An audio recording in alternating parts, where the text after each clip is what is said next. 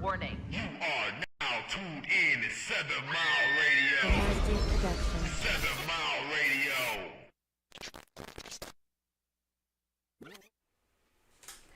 Good afternoon, good afternoon, good afternoon, guys. Welcome to this Sunday's episode of the Making 'em Think podcast on 7 Mile Radio. Today we have our guest host as Miss Janelle Oweka. Absolutely. Thank you. Hey, lady. Miss Janelle Oweka is actually the owner of the bar where the Detroit series on Tubi, if you guys have seen it, The Dirty D is filmed. I met Mrs. Oweka at a wedding rehearsal that I was hosting and kept saying that the bar looked familiar, and she's like, oh, have you ever seen that? Oh, yes, I have. How about that? Yeah. Welcome to the show, Queen. Thank you so very much for coming on. We appreciate your presence and you taking your time out today for us to be able to speak with you today. Thank you for having me. Thank you for having me. You are very My welcome. palms are sweaty. You know what? Look, we were just talking about how not being nervous. Right, look, As you soon said, as we cut it on, then she went Yeah, to you we said, was oh, I talk- we didn't was know that fine. one. We was talking fine before I hit the button. Then as soon as I hit the button, now Boom, comes the here we waterworks. go. Here we The go. waterworks. And Mr. Mark, good afternoon. How are you King. doing, I am beautiful sister? good. I am good. How are you? I'm good. Just keeping busy as usual. You know, we got big things going on for next month. So yes. we just preparing Yes. for that. So. Excited. The potathon, the potathon yep. marathon. I love it. And what makes that even better is that that's my birthday. Yes, it is your birthday. I'm So we'll be sending- celebrating your birthday That on is it. That day as well. Yes. So. Yes, in the community with my people, and I said probably to celebrate my actual birthday, I'm gonna do it on the 25th, a small little dinner or something like that. But I do want to spend that actual day with my people. So absolutely. that's how I'm gonna celebrate my birthday. Don't judge me. People are like, are you serious? Small and it's a intimate heart has attack. been the theme. Yeah, isn't it though? Yeah. Isn't it though?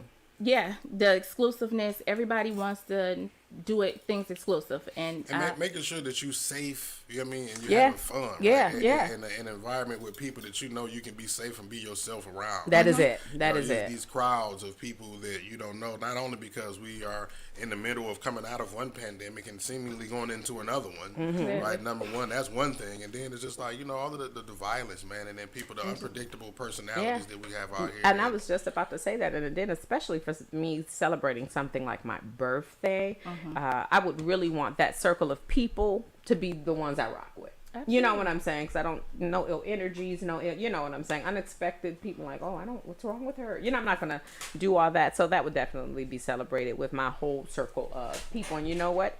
We may just come to the Orthodox. come on. I was just about to say, we have been open a year in August.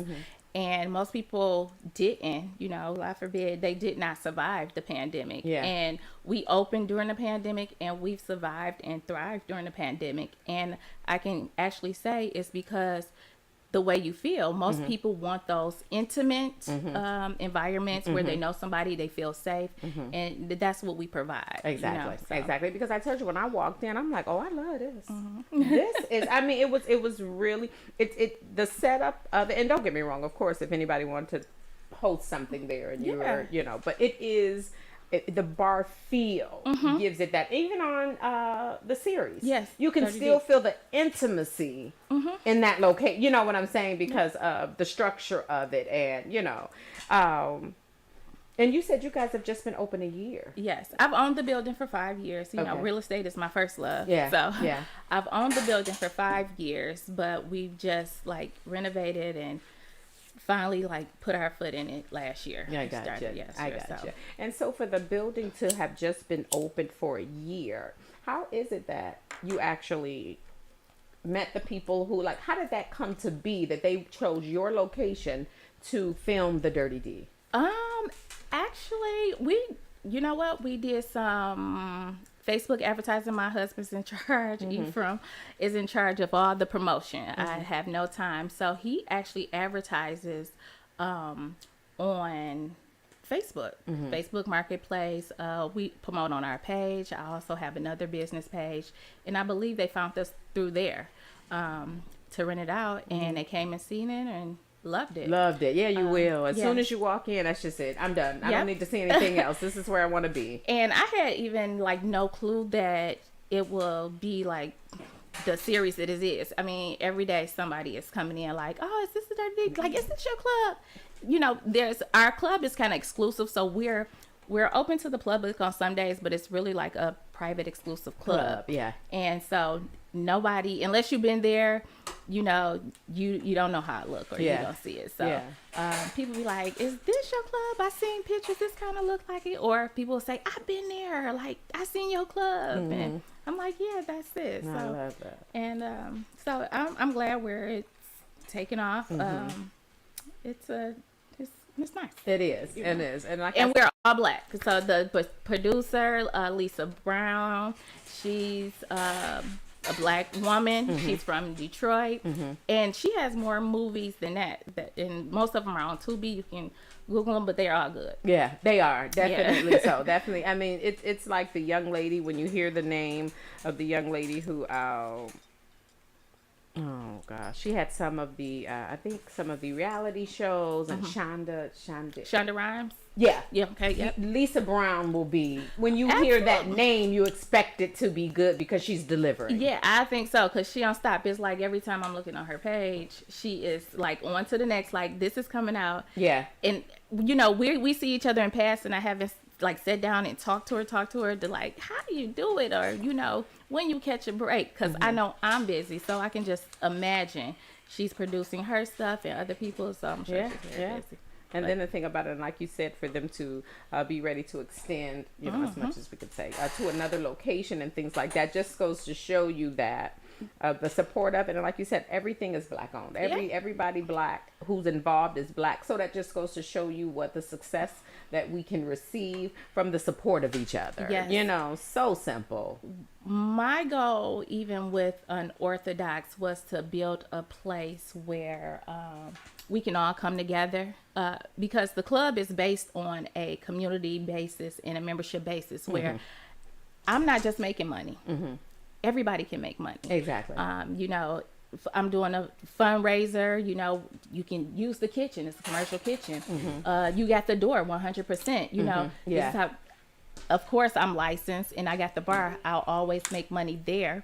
You know, but it helps us all come around. You may think you want a restaurant, right? And you before you put all your eggs in one basket and you get this brick and mortar, you might just want to see how it works in the convention, people coming in, and it might not be for you. You might need to just buy a lot and do a pop-up tent or something. You know? How about that? Yeah. But allowing them to have that experience of that feel. And also, like you said, the kitchen, how it's maintained, equipment that has to be maintained, what you need to do to have your regular checkups, if you will, on your equipment to make sure that maybe you do want to go a different route first before you just jump head in, you know. Sometimes you don't have to take a L, you know. Sometimes you just try something out. Exactly. And see where to go from there. And you mentioning that real estate was your first love. And I remember being in the bar when it was over, you know, and we just sat around and you and I began to kick it and just all of the wow factors you gave me. I just couldn't stop saying wow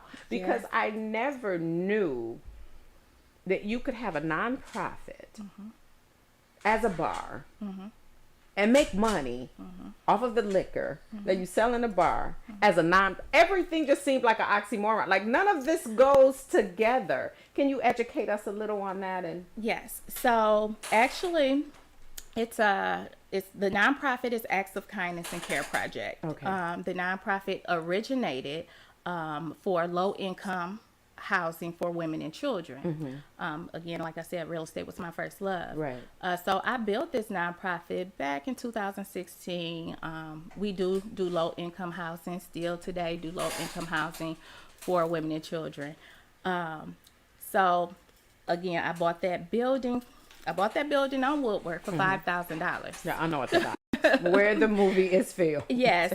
I bought that movie for $5,000 and we started looking for a liquor license. I originally, my husband and I, we was like, you know what, this building right here, it's in a great location right across from Palmer Park. Let's go ahead and make a bar. Perfect location. Nothing was right there but the LGBT community. You know, I'm thinking money and finances and stuff like that. I said this would be the perfect place. When we searched out to get liquor license, there are no liquor license left because Detroit is a quarter, Michigan is a quarter state, and Detroit is the city. So you have to have residents, enough residents to be able to produce all the liquor license. So there aren't any. So liquor license is now like real estate. So if it originally cost you $170,000 to get a liquor license, the original price, somebody can sell you a liquor license for $350,000. Now with that 350, because they're needed, it's a demand out here for them. People want them.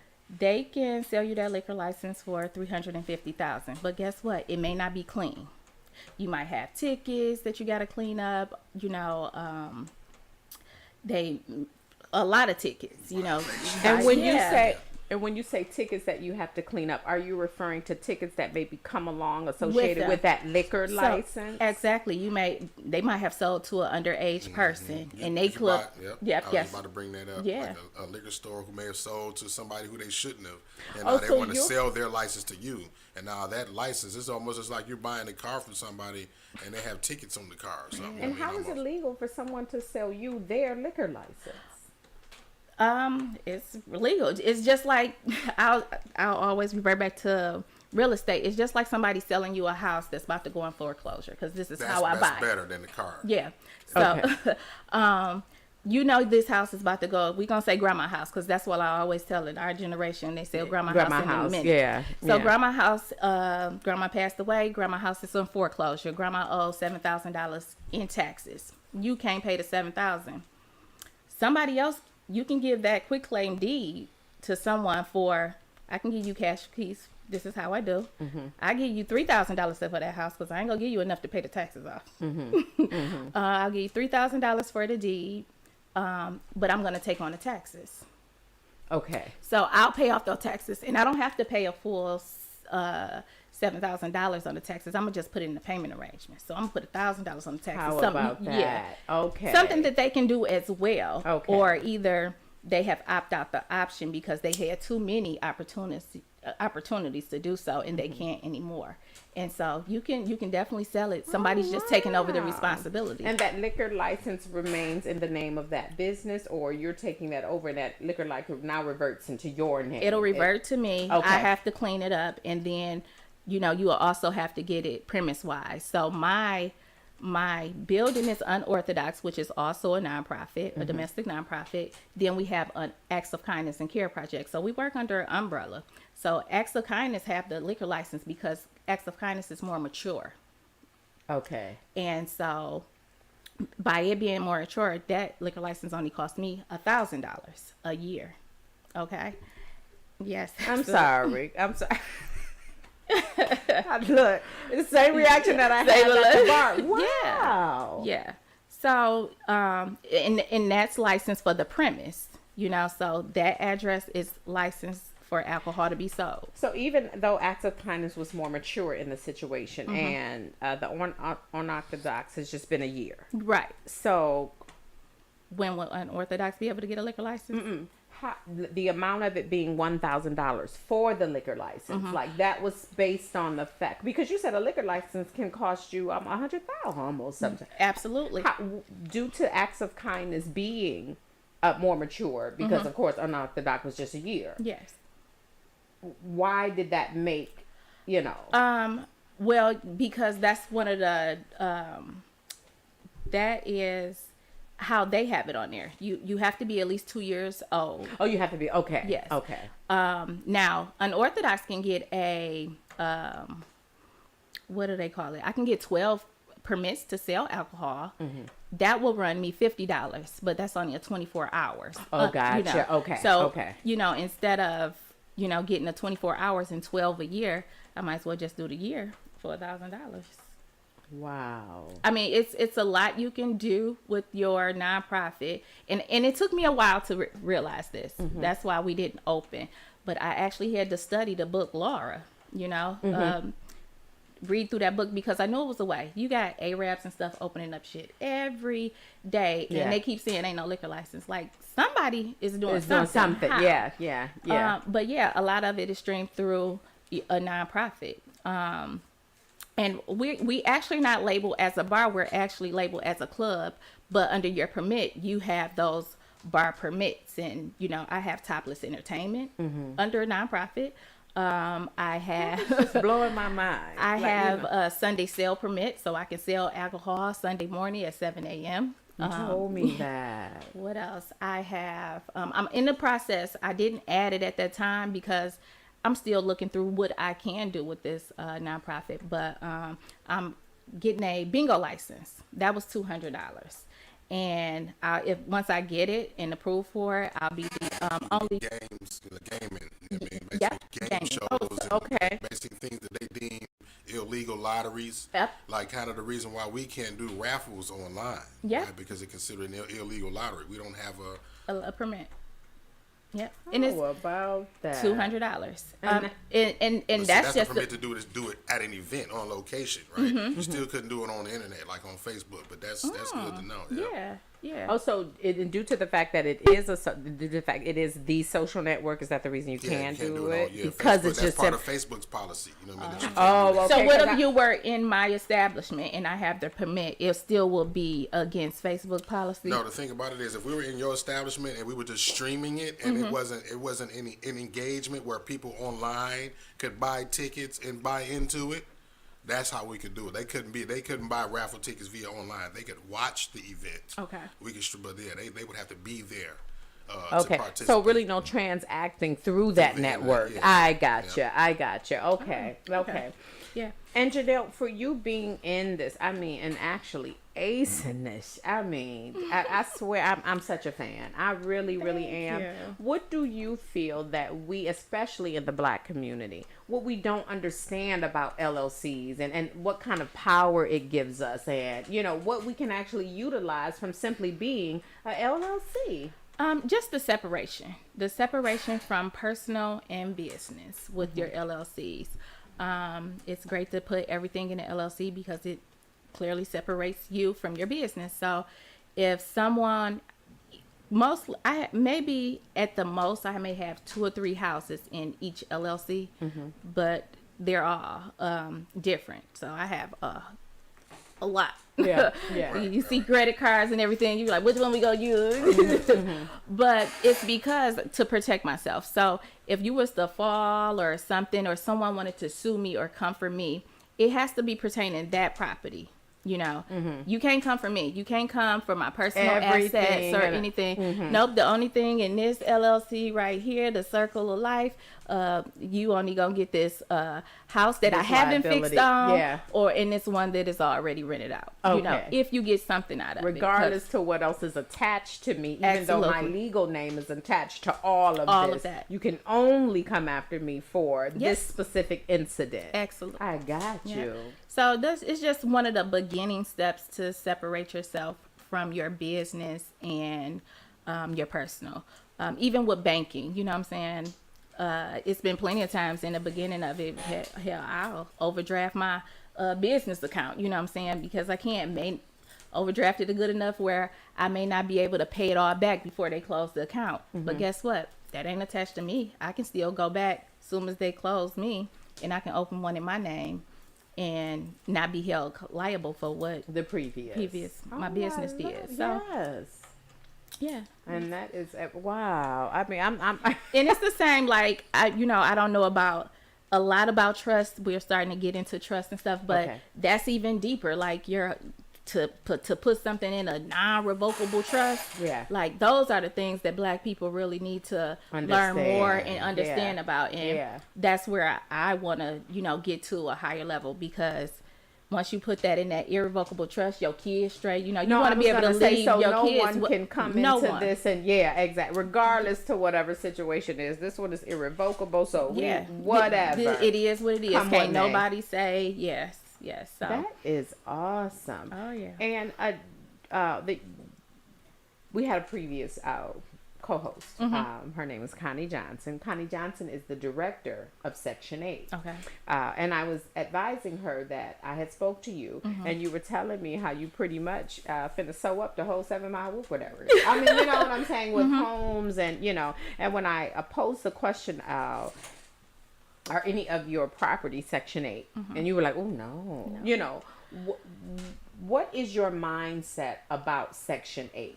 My mindset about Section 8 is, okay, so I'll go back to, I originally started my nonprofit for women and children.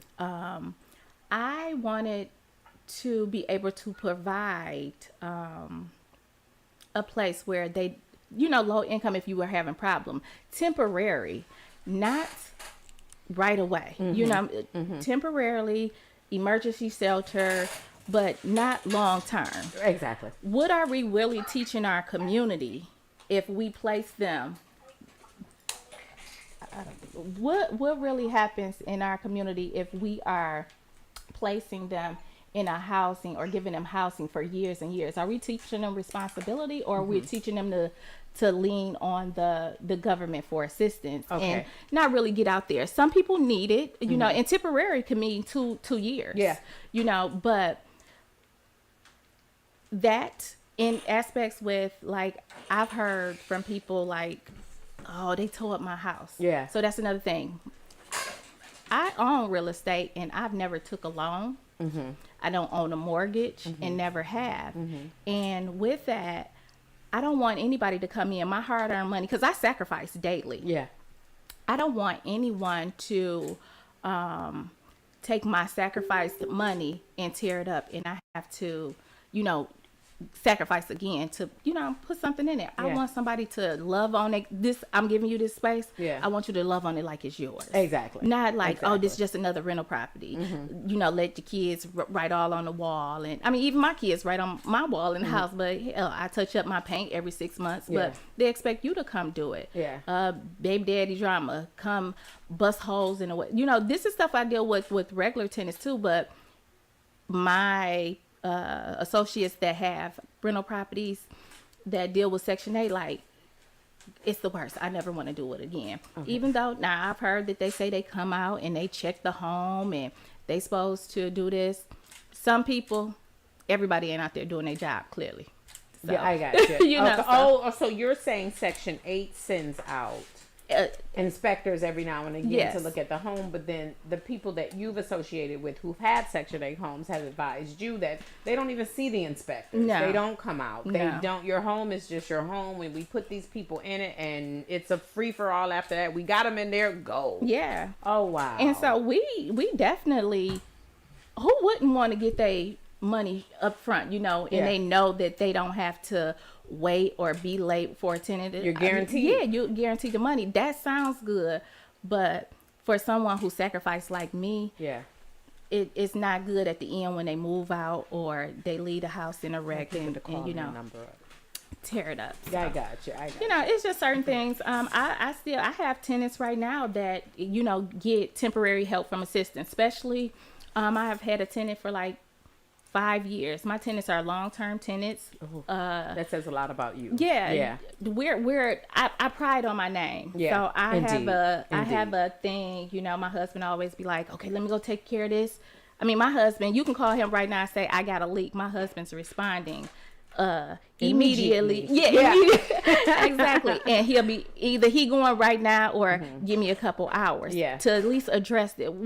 I'm not one of those people that's going to ignore you for 5 days. You going to see us. Yeah. You got, yeah. So just very attentive. Never want nobody ever to put my name out there and say Janelle did them wrong. If somebody Exactly. ever said that, they lying. You know. Yeah, and then the thing about it, that would be one of those things in the aspect of, no, Janelle did not do you wrong. You were in Janelle's, one of Janelle's property. This happened. We begin to clash. And now, since we asked you to vacate the premises, then of course my name is the slander because, Oh, yeah. you know. During this pandemic, I've had 4 tenants that have lived in my house for the last year and a half for free.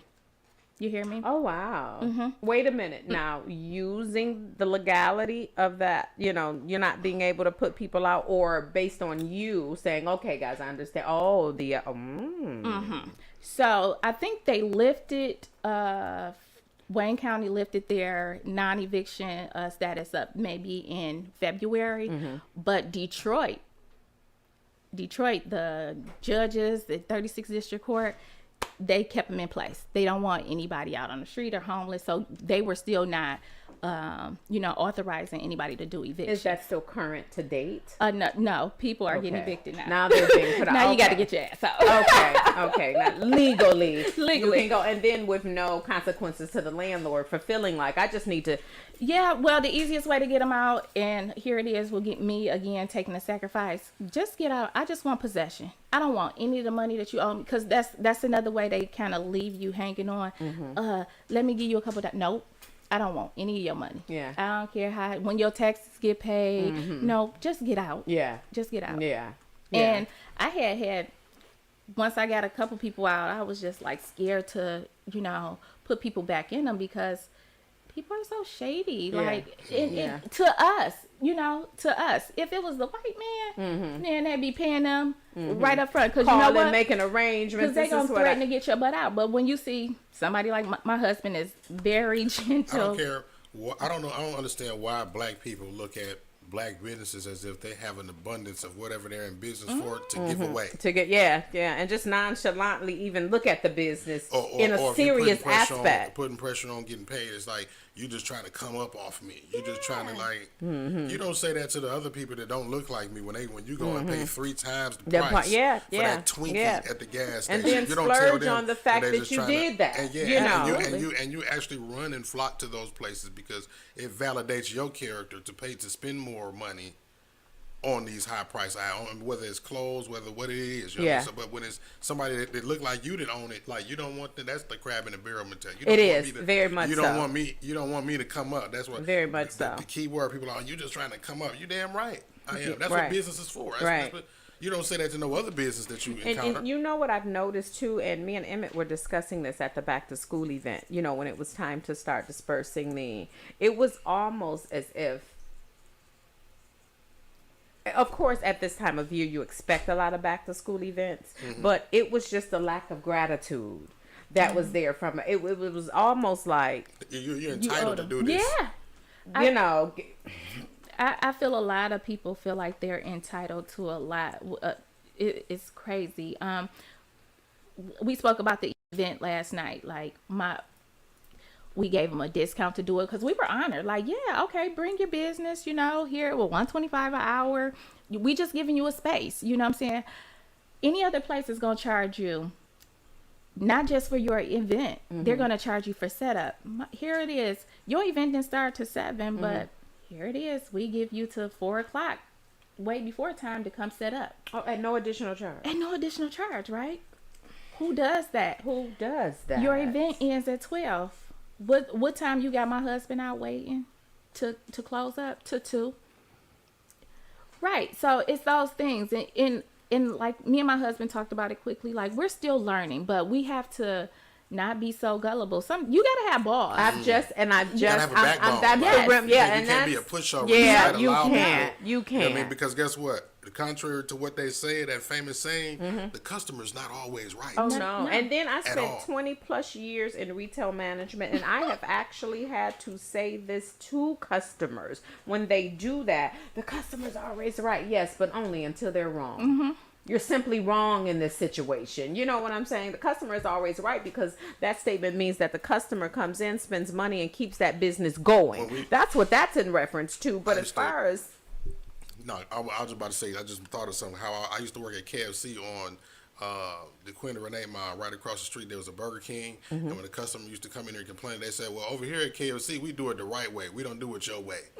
right, Like, go across the street if you want it your way. that? Burger Yeah, King, 'cause you know, yeah, that's their saying. yeah, You know, yeah. We do it. We make chicken right. We Yeah, do it right. yeah, You know, exactly. So that's the thing. Like, the customer's not always right. And sometimes they'll use that narrative as leverage to I try was to just get about out to of say you, that, yeah. what Yeah. they feel like, or more than they deserve, earned, or pay for. You know what I'm saying? Yeah, that is the honest to God truth. And again, and then not to say it, but it has to be said, which is the reason I said for the women's empowerment event. When I speak, I really wanted us to address, some of our behaviors, and some of the things that we have absolutely positively got to understand, really self-reflection, as far as, how we conduct business with each other, what we expect from each other, our energy towards each other. You know what I'm saying? And that in itself is going to have to be turned around because we're going to have to interact. Yeah. You know what I'm saying? And I'm not saying interacting like I came to your business and supported this, you came to my business and supported that. Interact to the point where eventually we're going to have the same mindset in what we do. And I'm not saying you think exactly like me, but the mindset towards improvement, the mindset of There's always room for improvement. every day, all day. Or it's the same goal. Yeah. Right? Same It has to be the same end goal, and of course, for us to have that same end goal, we're gonna have to change some of the behaviors along that route. You know that we're going. One moment, guys, before we start. Good afternoon, T-Boz. How are you, lady? Thank you so much for always being here. I wanted to acknowledge you speaking to us. How are you this afternoon? And thank you so very much for tuning in. Connie, the call-in line is open. It's on the screen right there, 313-723-0481 if you want to call in. Whenever you're ready, cuzzo. Whenever you're ready. And another thing, too, I wanted to say about that. Like, when we were in the bar, we weren't in your bar for... Oh, I thought I heard a ding ding. That's Facebook. Oh, I'm sorry. We weren't in your bar for the knowledge you gave me. And it's open as you were about that. I mean, you know what I'm saying? Like, you're here. I'm sorry. I understand it. You know, you're here and, you know, but you're here. You just hosted a wedding rehearsal, sweetie. This is every Wednesday, like I said. I mean, you know what I'm saying? And don't get me wrong. I appreciate that. And no knock to people who do that. If that's how that goes, I don't discuss what I do every Wednesday right now. But your openness and you're just willing to discuss it. Because it's what we don't know. If I can share a light on something, that's one of my main goals. Even within real estate, when I first found out how real estate goes, me and my husband, we bought our first house for $2,500. And when we started figuring out how to go, and we got into the Wayne County auction, like after we got our house together, our first year in the Wayne County auction, I think we bought 14 homes. And we spent probably, I want to say maybe $10,000. Wow. Okay. Most of them homes were $500. The second year, after we did our flip and got them together, because a lot of, back then in 2013, 2014, you didn't have to put is that me? Call in line. What's going on, Carla? Who is this and where you calling from? This is Connie, and I'm calling from the expressway because I'm driving. Expressway? Janelle, Yes. Connie, hi, this is Connie Johnson. Connie is the director of Section 8. Hi, Connie. How are you? I'm just fine. How are you? Good. I just kind of wanted to kind of revert back to the conversation that you all were having regarding Section 8. Yes, ma'am. First, let me say thank you so very much for what you do.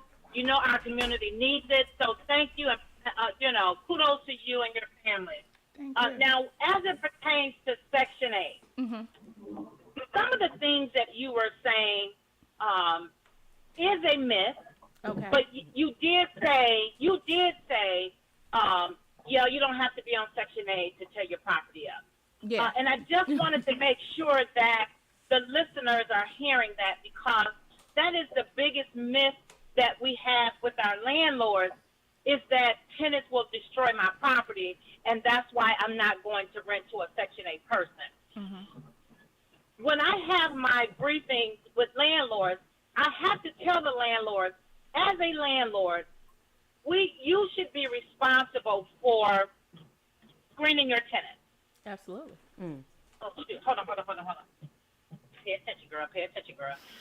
You should be responsible for screening your tenants.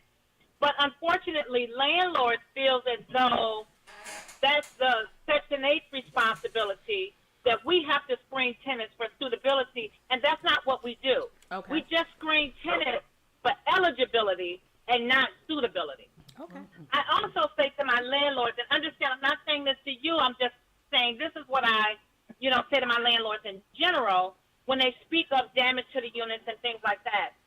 I tell the landlords, especially those who are calling in saying, this tenant damaged my unit, and, what is Section 8 going to do about it?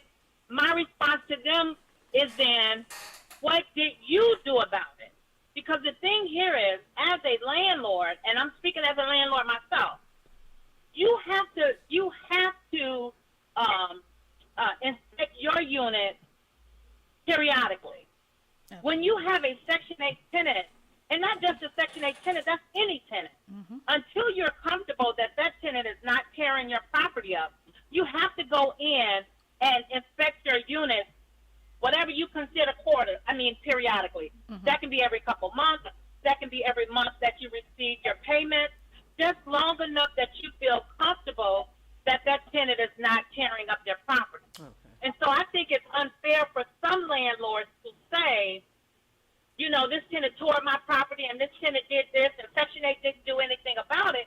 But what did you do as a landlord to prevent it and to nip it in the bud? Did you just allow that tenant to move in and didn't go back to inspect until after we came out a year later? And in some cases, we are inspecting every 2 years. So are you saying, and when I say you, I'm sorry, I don't mean you, but are the landlords saying, I'm not going out to inspect my units until Section 8 comes out, and then at that point, I'm finding out that a tenant has destroyed my property?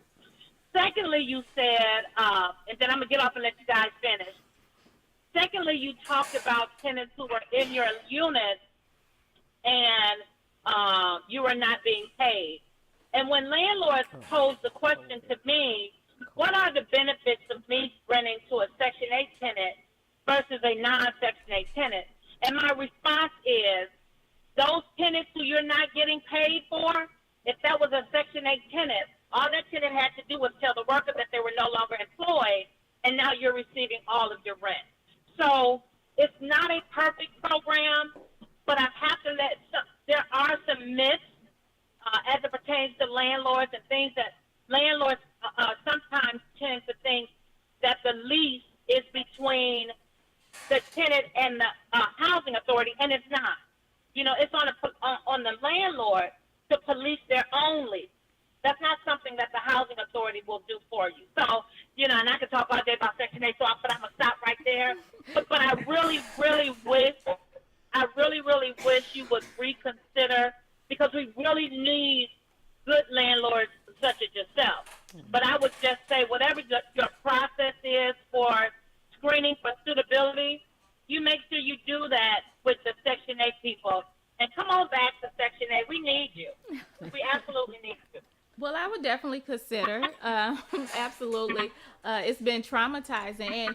And I totally agree with you on traumatizing this year with COVID and everything. With screening your tenants. And that's one thing we really try to do. Like I said, we're low income housing.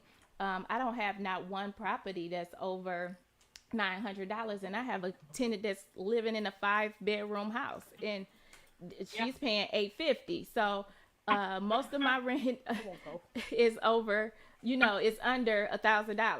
All of it is under $1,000. I keep trying to tell my husband to go up, but we feel like this community is already in such turmoil. We don't want. I'm not trying to move you in my property to fail, to kick you out. I want you long term. During COVID, I gave all of my tenants an extra $200 off of what they had, because hell, I'm going through this. Working, right. It was like, I'm going through the same struggles as you are. So, in the tenants that I did have, I think 2 of them was like fairly new, and the other 2 were old, and I still don't feel 2 of them I feel some kind of way about, but the other 2, I just know it fell on hard times, and really, literally, we're all like one paycheck away from being some damn where, not where we are.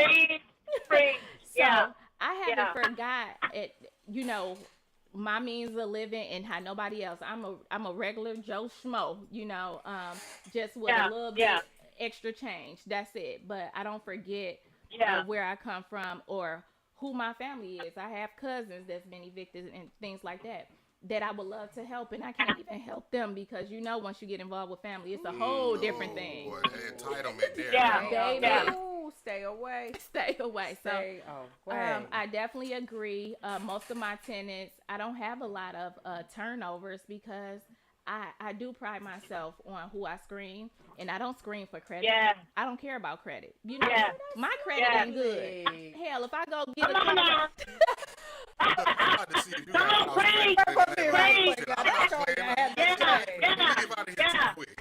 hell, if they wanted And, to approve me for a and you know dog, they won't get it. what some landlords don't understand.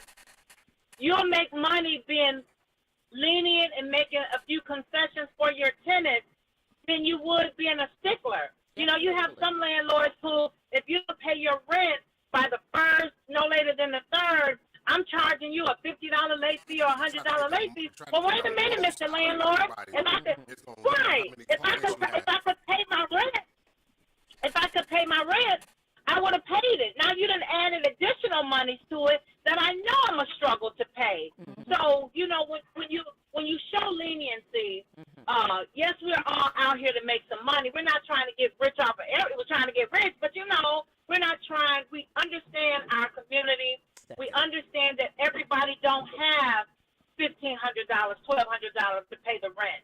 Could we get that off our property? Probably so, but we want to help the community. You know, I would rather charge less and keep a long-term tenant than to Absolutely. charge more and keep having different people coming in and out of my rental property. So with that, please come back. Keisha, give her my number if you have any questions. Okay. I'll walk you through the whole steps because Section 8 is my passion. We need landlords, especially the good landlords such as yourself. And I don't want you to be traumatized. So, you know, if you have a first-hand knowledge of anything you need to know about it, I just say come on back.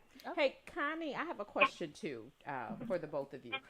When she said like she didn't want people to tear up her properties and things like that. Now, when you're in a Section 8 home and that tenant has begun to tear up the property, and you said the landlords are like Section 8 didn't do anything about it. So, is there no way for the landlord to immediately interrupt that contract and evict, or due to the fact that the person is on Section 8, you have to they stay in the home until their Lease is up.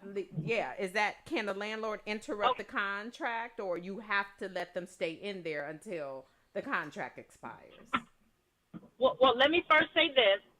As it pertains to COVID and the moratorium on the eviction and things like that, I'm going to speak as if COVID never happened. Right, because that's And how we're I in a, mean in it. a regular, yeah.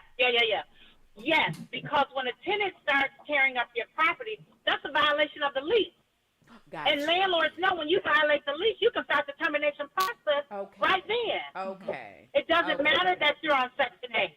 Right. You are, the lease is between the landlord and the tenant. Gotcha. And when the tenant starts to violate the lease, that is grounds for for eviction. I gotcha.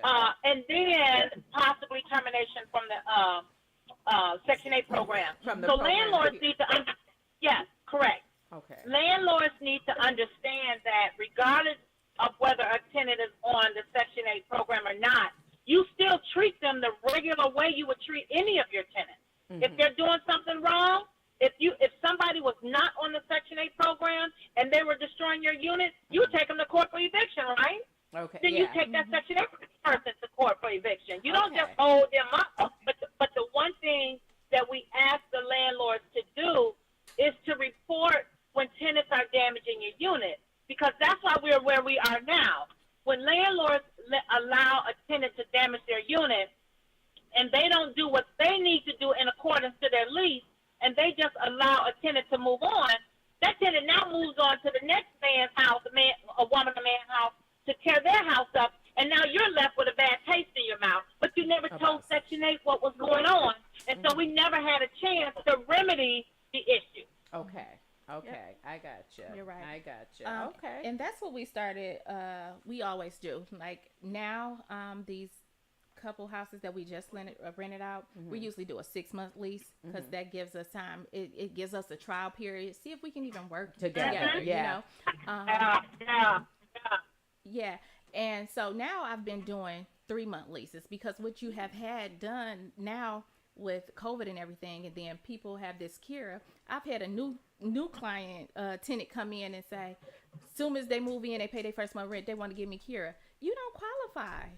you They trying to wanna get give you what, babe? Akira. It's a program that will pay your rent, but it's only if you are behind in your rent. Okay. But Behind, yeah. they go in thinking, and these are our scammers. They go in thinking like, I'm gonna get this new place and I'm gonna get my rent paid. First of all, I Yeah. got tenants. I've been waiting for Kira for a year already. You think I'm about to let you move in my new house? Yeah. You pay Kira. 1 Yeah. month?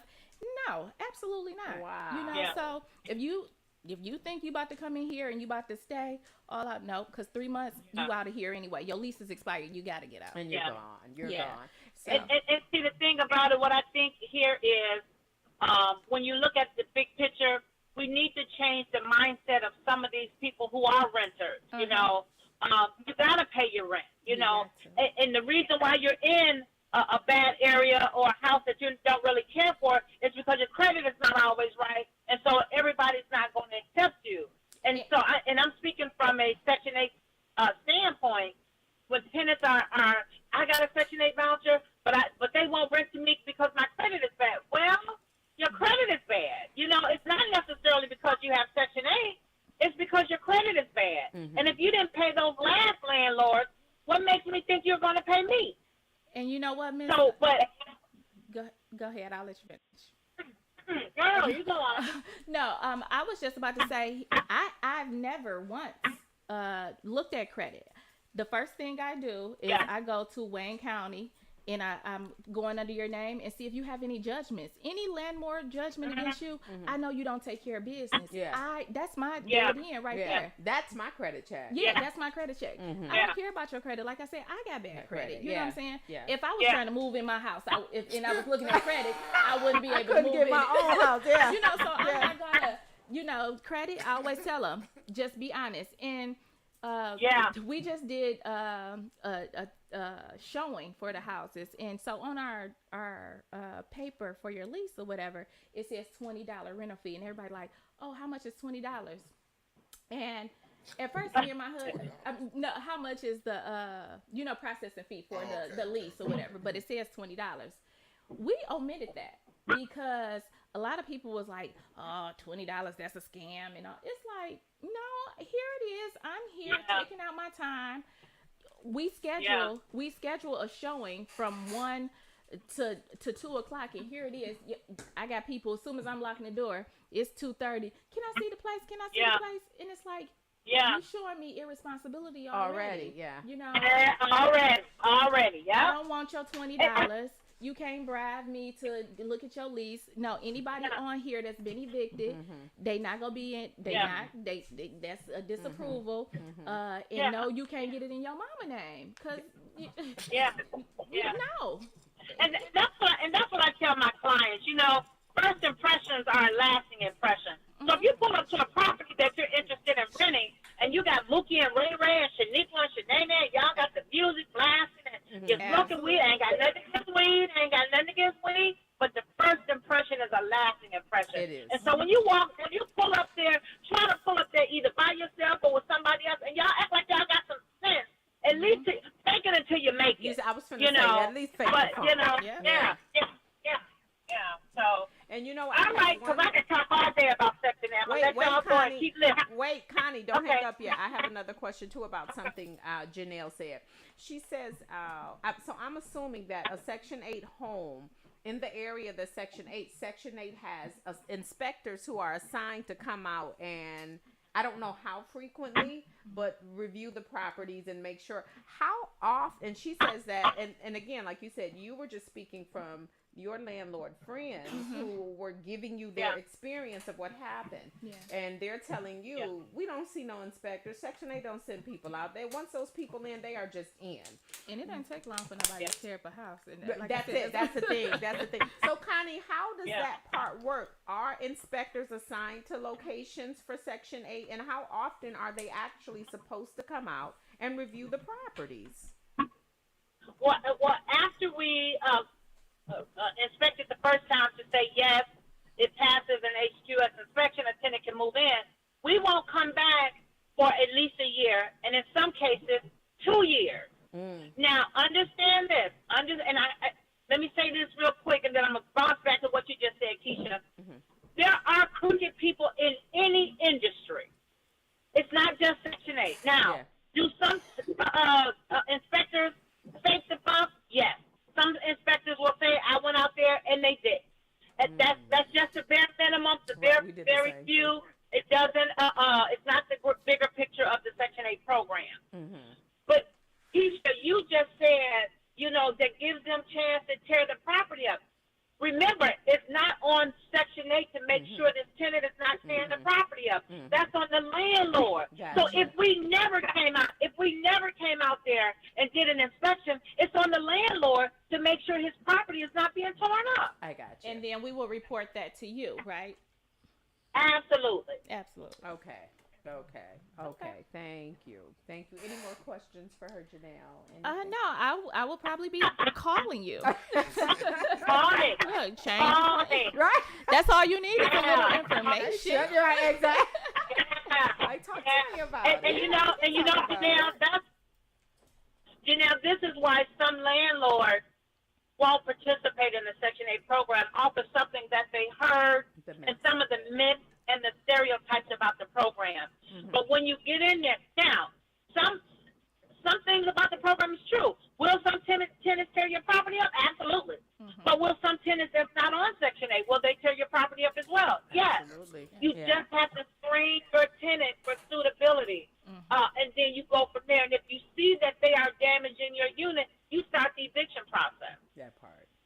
Okay. Well, thank you for the information. Very You're helpful. welcome. You're welcome. I will guys pass have a- on your contact info to her, cuzzo. All right, that's fine. And I'm out here listening. All right, man. She talking about drive safely. Look, you see how passionate she got It about sounds it. like she done pulled over. Like, at check this your point. rear Shit, view. like Like, she before went- you change that lane, now check your rear view. Y'all not listening. I miss it already. Shoot. That But part. okay, I'll talk to y'all later. Thank you, All right, cuzzo. Thank you. Y'all later. Thank Bye-bye. you. Thank you for the time. That's the time. And she actually was physically in here. We were trying to get you in here when she was physically Okay. in That- here. But yeah. That probably would have went on for a long time. I'm trying to Been tell a look. 2-hour show. Yeah, right, at that part. You know? Definitely. And then for her, I just leaned over to him. I said, "Look, Connie done took over the show." You know, It's information that needs to be shared because, like you Between said, somebody like her and somebody like Connie, no, like, this is that's the resources landlord and the yeah. director of Section 8. because I'm like, I don't want nobody to tear my money. I put hard, like I actually would pick up a hammer, me and my husband in there doing drywall ourselves. You know what I'm saying? Yeah. So yeah, I got passion in it. Like here it is. I don't have a place that I wouldn't stay in myself that I'm gonna let somebody else Just stay in. exactly. You know, so- exactly. I hear a lot of people. I've heard a lot of people have raised the argument of why are they investing so much money into downtown and midtown, and then they're not investing money into the inner city and the residential area. And I'm like, well, if you think back, I remember when Kwame was in office. And he was doing some fixing up in the neighborhoods. I can remember specifically, maybe like the 7th Mile and Chalmers, all the way down to Whittier area. It was like a lot of new houses in that vacant area. But what was happening was it created a whole new lane for people who we call scrappers. Right, those are the people that's going in there tearing up the houses, the new houses, getting all of the copper out of it, the pipes and the windows and everything of value of it. So it's like, and I had explained to people, like, if I was a millionaire, would I want to invest my money into an area where it's going to make me more money or where it's going to cost me more money? Absolutely. It's just that simple. Yeah. Why am I going to build in the I neighborhood agree. when they just I keep agree. tearing them up Yeah. and flipping them on their own terms, Yeah. selling all of the merchandise, selling all of the the valuables out of the house. Yeah. And now it's up to me, the landlord, to come in, put that money back into the house and make it sellable again. Yeah, 2-3 times after they done tore After they it done tore it up, and then I done lost money. up. Now I lost You money. know, not only so I'll go did I invest, lose, I'll invest in an area where I know that it's going to make me a return. the at. mindset is different. The mindset is opposed to- different. Yeah. And then you know what, that contributes to like I said, like us actually getting together, and then not just as women, we all need it as a community, but getting together and understanding that part that happens in the neighborhood, that's where we have to step in as community. We can't just sit back and say, oh, they're going to do that if they do that. They're going to do that if they, because that's where we get that mindset from, is because, yes, we know they're going to do that when we do that. And so for the people who don't do those type of things, and people who want to live in a nice neighborhood, people who want to actually come out their home and just be able to relax. And even if your neighbor may be a little less fortunate than you, or your neighbor is the kind of neighbor that would actually turn up due to the fact that the community themselves as a whole ain't playing that, they'll have no choice but to buckle down. You know what I'm saying? Oh yeah. So in the beginning of my real estate journey, I did focus on one particular area because that was the area I lived in. I bought my house, but I also seen that there was houses around me that were abandoned. And so, I just had my first son. I said, I don't want my son to be raised around, this environment. My husband immediately looked into them. We ended up getting our first 2-family flat for $500. We actually bought 2 of them. Right. $500. 500. But again, grandma's house. This one actually was his mother's house. His mother passed away, but she left it to him. Here it is, the windows flying open. We went in that house. He said, you can have it for 5. My husband said, okay. He said, and I actually got one more around the corner on Princeton. He said, if you give me $1,000, you can have both of them. They probably had about, I want to say maybe $5,000 worth of taxes on each one of them. Okay. Well, here we'll put them in a payment arrangement. Yeah. Yeah. But we literally went in that house, and like you said, with the scrappers, yes, they took out the heaters, the ones that they could, and these, you got to have some manpower and some intention to carry out the radiators, okay? Oh, wow. So, yeah, from 2-family flat. So, they had took some of the radiators, especially off the first floor. They couldn't get the long ones and the big ones from off the top floor. Hot water tank, any copper. Yeah, if it's if a piece of it, they left all the pecks, but took this one little piece of piper, then tore that up, a whole wall up just to get this little piece. Like, they're doing more damage than it's worth. Yeah. But other than that, the beautiful. A little paint on the wall, and that's what you mostly have to go in. So maybe some electrical work, rewiring. I got a great electrician that work with me. My dad does the plumbing sometimes. And me and my husband will go in there, paint, and do the detail. We do what we can, and we leave the professional stuff to the professionals. Yeah. And it's really not a big transition. You just have to have a vision. Yeah. And you have to be willing to go in there and do it. And that was our first. We had that place up and running within 3 months. And he was like, dang, y'all move fast. Like, y'all put all that money. It's not a lot of money. Especially like you said, when you have a team of people who will come in, assist, and help you with that, having that on, like what we were saying about the bouncy house and table, having that in-house, people who have that knowledge who can help you in-house. My oldest daughter, sells homes. Okay. She pretty much, like, say she drove past your property and she's sitting there and she looks it up on Wayne County, found out who you are. Hi, Janelle. My name is Satoria. I rode past your home, noticed that it's vacant, and I was wondering, if you would like for me to promote your home for you, sell it for you, and da-da-da-da. She's a wholesaler. Yeah. Okay. And so she says the number one thing that they look for, like you said, when you are purchasing a home, she said the roof. Is a key factor. Yeah. Like, pay attention to the roof. I don't pay attention to none of that. That don't scare me. I get some Mexicans to put that roof on for $5,000 in 2 days. So, nope, I done none of that. It's like the good foundation, okay neighborhood. Me and my husband ran across. We don't have anything on the east side because, like I said, we kind of like to keep our stuff within 5 or 10 minutes we can get from to where we are. Yeah, but we were interested. There was an apartment building they were selling for like $7,000. I want to say it was kind of near Whittier area, not far from here, 7 Mile. Yeah, Whittier area. $7,000. I want to say it had 12 units. Beautiful, right? Set right on the corner. But baby, I was like, if you put paint on there, they're gonna steal it off.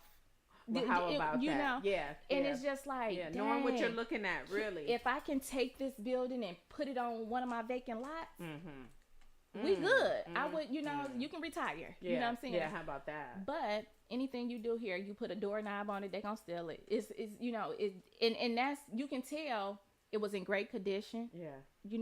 Like I said, not even paint on the wall. You can tell they probably fixed it up. They took all the windows off. When you see holes bust in the wall just sporadically, they didn't just took some copper out or took something out. Oh, wow. And okay. you know, it's just not worth it. And a Yeah. lot of people dreams get crushed and don't want to deal with home ownership because of that. Yeah. A lot of people don't come in with like a big mogul and have $100,000 to put in the house, Yeah. right? A lot of people is taking the earnings Their that they savings, saved up. yeah, The little yeah, they yeah. last $2. Yeah. Now I didn't put my last $2 in this building, and here Mike and them go come steal the doorknobs yeah, off. yeah, yeah, Damn you, Mike.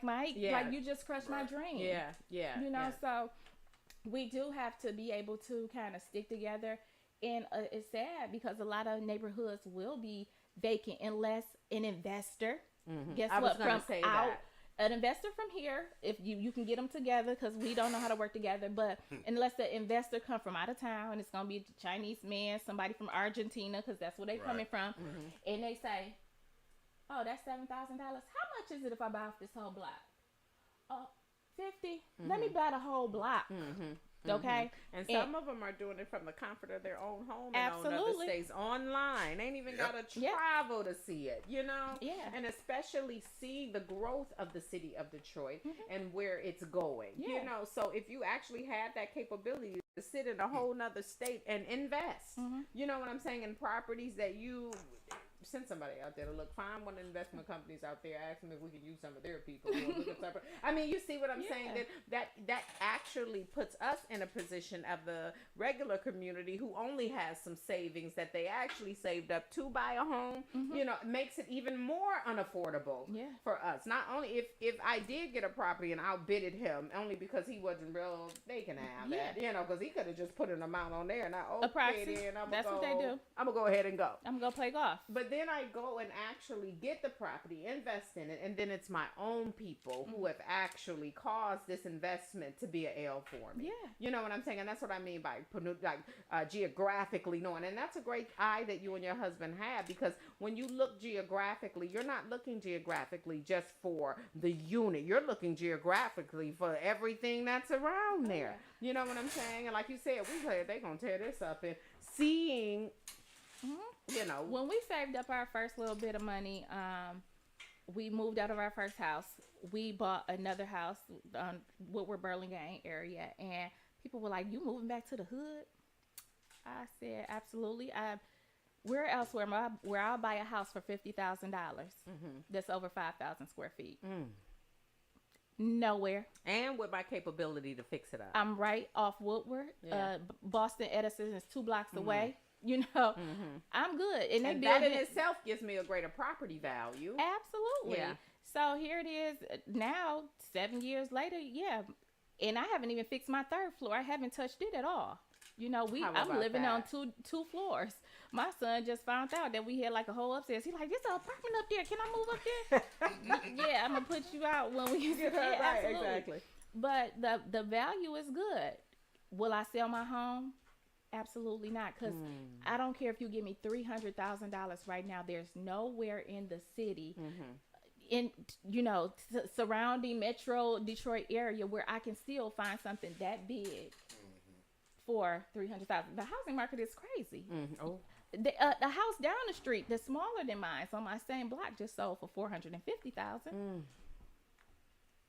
And they don't have no land, no nothing. Yeah. All this equity I'm sitting on. This is my forever home. That's it. I'm gonna be forever fixing it up because it's a historic home, yeah. and I'm okay with that. Yeah. And Like- then the thing about it, my children are gonna understand that this home is not to be sold. It's Absolutely. not grandma's house. Absolutely. This home is not to be sold. This is definitely the family's structure. Yeah. You know. So- And then, like you said, for $50,000. $50,000. You know. Yeah. Which was even a lot for us. We were still like, "Woo, we just got a little bit of money. We about to spend our whole money," but that's another sacrifice that I took. Like, this is what I want, and that's 50,000 gutted, like with no walls, no nothing. Wow. Yeah, but we made it happen. Where we are now. Look where we are now. Yeah.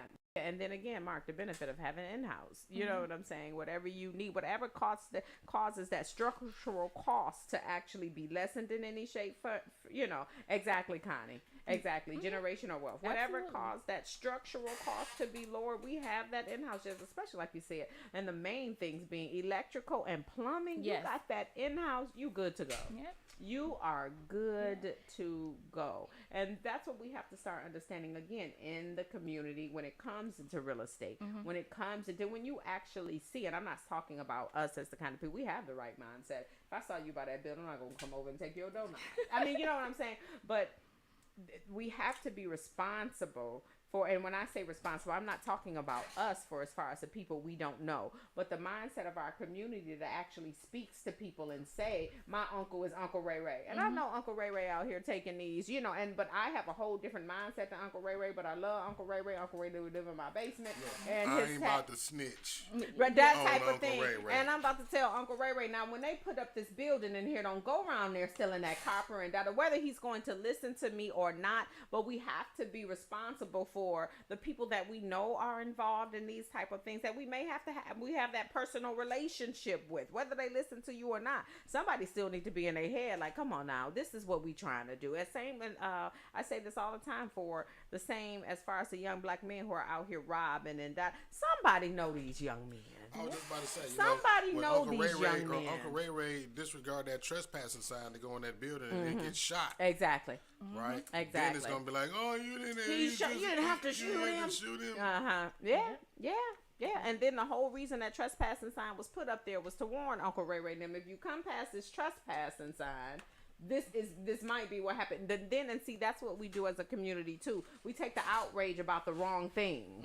You see what I'm saying? The outrage should be about what we're doing against ourselves. Let's be that mad. Yep. Let's be that mad. So much so the way we come together, and don't get me wrong, because you know I'm the last person to ever defend any kind of homicidal action from a police officer on us when we actually saw that shouldn't have happened. Yeah. You know, but we have to have that same anger towards what we do to ourselves in our own community. If we can, if we can come to group together like that for that one cause, but then what we do to ourselves in the community.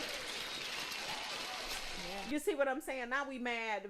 Now we mad at the consequence that action caused. See, it's a different thing when the police do it. You didn't have to do that. You know what I'm saying? Yeah. We just had this conversation just about so snitches or whatever in the community and whatever. And my husband was like, I just don't understand it. Like in my country, we don't violate each other families because basically they gonna come after the family. So everybody, you know what I'm saying? The police ain't gotta handle it. We gonna handle it. Yeah. But that's just the respect. It's not as a threat. It's just like, we don't want nothing to happen to our family, so we gonna do it respectfully. Exactly. But we don't have no type of respect. We don't have respect for law or anything here. No. And he said, well, I can say for myself being here, sometimes you are afraid to say something because who's going to protect us? The police don't protect us. They can say, oh, you can come in anonymously, but are we anonymous for real? You got inside the police station, Ray and Pookie and them corrupt officers. Yeah, exactly. And they're passing the word, oh yeah, but this, I tell you who did this. And then they come back and do something to you because you said something. You know? Exactly. I got kids. I kind of want to mind my business, but if I see something, I probably will speak. But you know what? I don't put myself in those situations. Exactly. You know, those. Exactly. Yeah. Those yeah. atmospheres. Yeah. So if I am actually speaking on it, it's because I had to speak on it. Yeah, I had to. You know, that's it. And that's a difference. You know, I'm Yeah. just not out here to be the snitcher, Yeah. if you will. But due to the kind of the degree or the percentage, if you will, of the effect of what you did. Now, somebody need to say something. Yes. I mean, you see what I'm saying? And then the no snitch mentality. I don't understand why we have that in our own community. And again, taking this back to the officers on hand, like the way that they stick together when it comes to wrongdoing. You know what I'm saying? You knew that officer.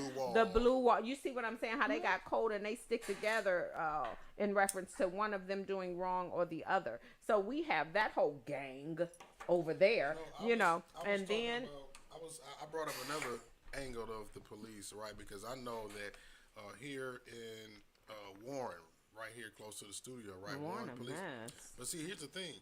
Warren has two police precincts, right? And Warren traditionally, historically, was only known to have one precinct because it's not that big of a city, right? Mm-hmm. So this new small precinct that's right here on Van Dyke is actually a privately funded police. There's that. See, now here's the thing, right? Because now when we're talking about defunding the police, right? Yeah. We're not talking about defund. These are the road cops that are funded, privately funded police, right? They're not state funded police.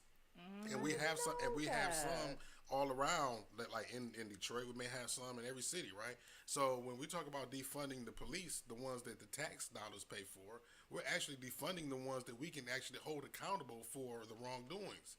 Right, so we're defunding those, and we're still leaving the ones that are corrupt in power because they're privately funded. Yeah, they're not funded by the state. And then that's that always one step ahead thing. Yeah, so sometimes when have you heard, like, there's been several videos where you hear citizens arguing back at the cops, and they say, "Well, we pay your salary, our tax dollars pay your salary," and the cops said, "No, it don't." Yeah. Because they ain't them cops. Yeah, exactly. Exactly. Them and cops not knowing. is a separate. Lack of They knowledge privately of what's owned. really going on. Yeah. They privately owned. They can be funded by the Klan or the DeVos, you know what I mean? Them billionaire racist people. You know what I mean? Yeah. And that's why they out here doing what they doing without no consequence. Wow. How up? I never knew that. And then it's all umbrella. Like you said, that's just like looking at a McDonald's and not knowing this is a franchise. It's not a corporation. You know what I'm saying? But this is what we reflect. You just think you coming to McDonald's. So you go to the privately funded police department and you think you're just at the Warren Police Department. And little do you know, like the same thing as like privately funded prisons. You know what I'm saying? Different but the same. You think you're just in regular prison. No, the reason they treat the slaves this way is because this is a whole different mandate. This is a whole different rules and regulation of this is privately owned, and we actually hire. That's scary. Privately funded police. Ain't that That's scary? scary. It is very much so. Funded by Very who? much so. And how much? Exactly. And then the not know of the not know. And then how do you hold them accountable if they're not going to act right unless you hit them where it hurts? Their pocketbooks, their checks. That's the only way to get them. So now they figured out a loophole to get around that by saying. And then when you add that the arbitrator to the situation where it's basically like cops being hired in through a temp agency, right? So when some cop violates some kind of, like, they do some kind of police brutality, commit some kind of crime against a citizen, right? Now they get fired from that department, and all they do is go down to the arbitrator, and they send them to another department. Exactly. And so they don't really get fired, and even that, like, even more so, sometimes they get placed in different jobs. Like, I just got through, I'm actually currently working on a story that happened at Walmart on 12 Mile and Gratiot, where a 17-year-old boy was profiled by the theft prevention, by the loss prevention, right? So he's walking out of the store, and he hears a man saying, hey, come here. So he's walking out of the threshold of the store, and he turns around, and he sees somebody's running towards him. He didn't pay no attention to it. I mean, it's a crowd. Who this man running towards. This man just coming this way. He's just running towards. So he gets into the threshold of the door. The man runs up on him and basically tackles him. You know what I'm saying? And, trying to prevent him from going out of the door. So the young boy fights back, basically trying to, like, get off me, and the boy ends up getting beat up real bad. What? Right? So now the loss prevention guy ends up dropping his phone during the scuffle, right? That ends up getting picked up by the boy. 2 days later at home, the phone rings, like the dad of the son is telling me the story. 2 days later, the phone rings, and the boy's brother comes and brings the phone to dad. Like, whose phone is this, Dad? And the dad shows the phone to the other son. He said, "Oh, that must be the guy who beat me up at the Walmart, and that must be his phone." They go through it, lo and behold, it is. And not only do they find out that it's his, but they find out that the man is an ex-MMA fighter. Wow. Okay. So this guy, now the boy is facing charges because the guy said he beat him up.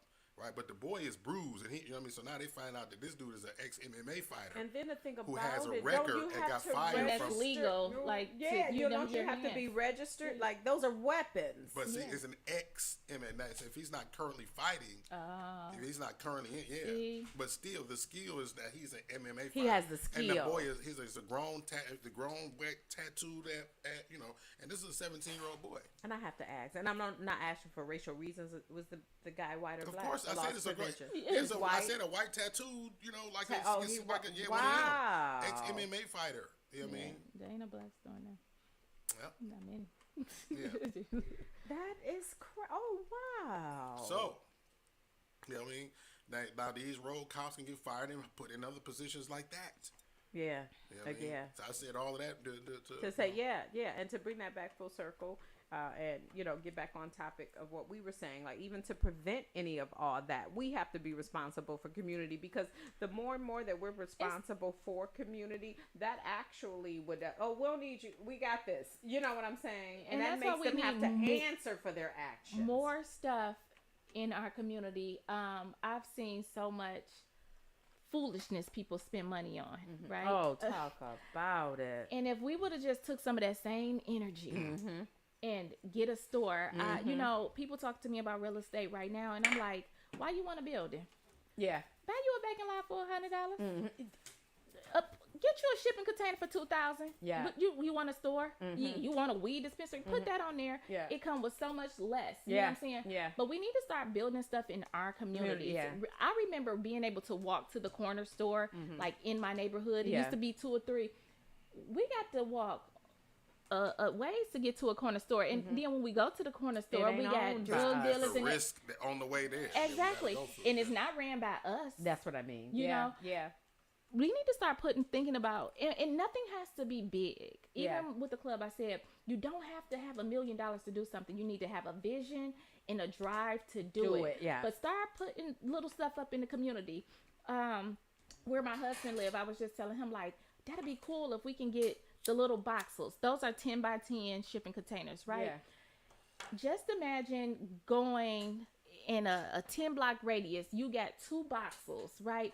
But it's where you can get your necessities. You can get some milk, you can get some tissue, your soap, toothpaste, all those little things that you like need to run and Gotta get from start the being store. resourced. Yes. That's it. Just think about it. And then But ran by young Creative people. and resourceful. Resourceful. Yeah. And, If you build it, they will creative come. towards the necessity. It has to Yes. be the You gotta necessity. fill We the can't void. just You gotta- keep Doing the same opening up things, right? any- Yeah, exactly. and I don't want to throw no business under the bus, like, you know what I mean, but we know the ones that the types we frequently own. I mean, frequently open up in our community. Yeah, I mean, yeah. We need to start tapping into the things that we need. the and necessities not- of life. yeah, The man. survival source of it. Yeah. You know what I'm saying? And then making that, and like you said, buying Essentials. that lot. Getting that because in the Avalon Yeah. district in Yeah, Highland right, Park, right. that's my baby, I love Yeah. her. The way she went about it, bought those lots, got the storage containers, Yep. opened them up, decorated them. Now they're her whole. You can go and buy your crystals, your name, and it's just decorated so beautifully. Open to the that. community. She owns, I think it was like 2 blocks with 40 properties on it. Yeah. You know what I'm saying? Yeah. And that's how you do it. You get them $100, $100. Anybody even want to come over there and build anything? She's sitting on, she got equity right there. That's it. She can sell one of those lots That wherever is she it. wants. That's it. And people are going to want to be on there. She did a great job because Yeah. Highland Park is the next big thing. It is very much They so. ain't fixing them roads down Woodward for nothing And right now. and I promise you, I tell everybody, if you want to know if the area that you're living in is going to be affected by the big corporations or whatever they got, pay attention to how they reconstructing the roads. Now, if you see in your area, they got the little black. The little raisin bran shit that they put in to Why fill the would you potholes. call that raisin bread? That's what it look But like. yeah, the grass. The grass growing in 2 and then days. they just patting it down. Don't worry about it. You safe. But let it be broken up. I mean, months and months of construction. I told this people about this too. My mom lives in this area, the Cody Rouge district. Cody High School, Okay, Joy yeah. Road. Oh, baby, they coming over there. The reader did the schools and everything. So, everything is done with a plan. Things aren't just happening. Of course. And like I said, I live in Woodward Village, which is a couple blocks away from Boston Edison and off Woodward. And you strategically seeing people coming in, right? They in the north end. They come on this side, but they move in a circle, right? And they're feeling more comfortable because it's more of them coming. That is it. That is It's it. not so black anymore. So Yeah. they're moving in just Yeah. like this. I knew in 2019, I was driving Uber coming back. I was on West, I believe it was Finkel and like Evergreen, 2:30 in the morning, and I seen one lone white man riding up Finkel, full blown Tour de France. You know what I mean? This wasn't no crackhead white dude. This No, he was doing his exercising. thing. Yeah, I yeah. said, what the Yeah. what's going on Yeah. in Detroit Correct. right Yeah. now? Like, Yeah. Oh yeah. Yeah. Yeah. get some changes happening. You can right tell You when can it's go kinda- downtown right now and feel like you don't belong. I Ain't graduated. that yes you I went Wait a to button. Northern High School. Hold on, wait, we need a button. Thank you so very much. Yes, you can. I went to man. Northern High School. I graduated the year in 1999. I remember just us having fun catching the bus, going down where they call Campus Martius Park now. Wasn't nothing there. We used to be playing in the big Right. open field. Right. They just starting to build CompuWare. We used to be screaming and acting the fool down there. And now to go down there and it's like, dang, Yeah. like Yeah. you looking like where you can sit at. They looking at you like, what are you doing What are here? you Yeah, and doing aren't here? they though? Yes, You know? they are. And kind of you Right. are correct. That is Yeah. the perfect example of gentrification. Very much so. And even to go back even further, I don't know if you know what our age difference is, but to go back even further downtown, we used to catch the buses when the Adams Theater and all that stuff was down there. And when, Roscoe's. girl, I know. I just with that right, exactly. Okay. Yeah, we did. Okay, right. But the Cadillac Square, where the buses used to all come into that. I'm talking about just as black. I'll step over a sleeping man because that's just so normal. Yeah. I mean, you see what I'm saying? And then to see where it is now. And for me, myself, I mean, I'm of saying mine. I look like I wouldn't bother you. I look like if you had to be next to a black person, you would be okay that it was me. And they would still look at me like, what is you doing? Yeah. How long are you going to be You there? have the complexion for the rejection. That is it. That is it right there. And then Complexion another thing, and I'm going to take it further, and I know I'm about to step on some toes, baby. What I hated the most was to see that Gucci store come to downtown Detroit and our people anticipating to shop there. To stand in line, probably. To stand in line to be profiled. Gucci done made us monkeys. Gucci done clowned. What's the the young man name? Jim Jones. Just to make sure you know that we don't care who you are. You still And a then they turned nigga around right to after all us. of that and pandered to us, right, by making that. And this is not a knock to the brother because I ain't against no black man making money, but you know our Detroit brother Tommy Walker that merged with the Detroit versus Everybody with Gucci, and you know he had the whole campaign where his shirts was like $500, right? But the money was going towards charity, right? Now that was a good marketing move for him as far as making it big, for making his brand bigger. But I feel like that was a pandering move on them coming to the blackest city of America, and tapping into this brand that was Detroit and owned. then Detroit versus everybody. That was a vessel. That was the lane that they used to come in and do what they just They did. did, yeah, and exactly. open up a store. Yeah. That's how they snuck in. Yeah, like, hey, under the y'all, guise, you know. But after they did all of the monkey shit and had that part, like, come on, man, who's in your who's in your design department, who's in your marketing department to let that slide to the point where it got published, it got produced and published on the on the website like y'all was about to sell that, and like y'all thought that was okay. And then the one thing that I hate the most, and I swear that I hate it. Carolyn said, yes, they have just about taken over the Clay and Oakland area. Absolutely. And I own a house right on Bethune in Woodward, right at the M1 rail. If they don't call my phone 11 times, we will offer you 6 figures for this house. Oh, wow. And that just go to show you they know where everything's headed. Yeah. Yeah. I'm holding. Yeah. And it's another But see, you got to be careful, right? Because you see what happened to the house right next door to Little Caesars Arena. they burnt it down. That was it. Come on now, the Yeah, villages, you know they did that. They've been battling about that house for so long. Baby, Come we on just now. was talking about it. It was like my husband just said, "Did you see they burned it down?" I said, "Who burnt it down?" He said, "You know, she ain't burned it down. They burnt it down. They want that land. She wasn't moving." And you're right. You have to. And we were just talking about that, like, okay, we can't sit on nothing for too long. I have got to start watching the news a little bit more. Just I a little haven't bit. heard anything about this. Oh, There's that one house that was still big. They was holding off. You know, they was offering her $1.5 million or something for this house. You know what I mean? To tear it down just to make probably new parking Come on, space. now, exactly. For We Little Caesars need Arena. this though. We need you up And out after of so here. long of holding off and not selling, they just went, to the ground. It Burned burnt it to down. the ground. What was the cause of the mysterious? Fire. Say, just fire. That's what the cause of the fire was. They ain't looking for it. They ain't looking for it. Gasoline. You make me sick. Like, yep. That's why I made a little meme. Remember the Little Caesars do pizza? Right? I said, Petro. You know that's what they put it right next to the house in front of the Petro. Yeah. Yeah, that's what it did it. And you're right. You do have to be careful on holding, because also the city, I feel like, will work against you when they want something. Oh, they will. I feel like I was just forced to sell my property on Livernois. All right. And I was holding it. Again, I say I make a lot of sacrifices. I've never took a loan or a mortgage on anything. So anything I do, it's my money. Yeah. You know. Yeah. So we fix things up as we can.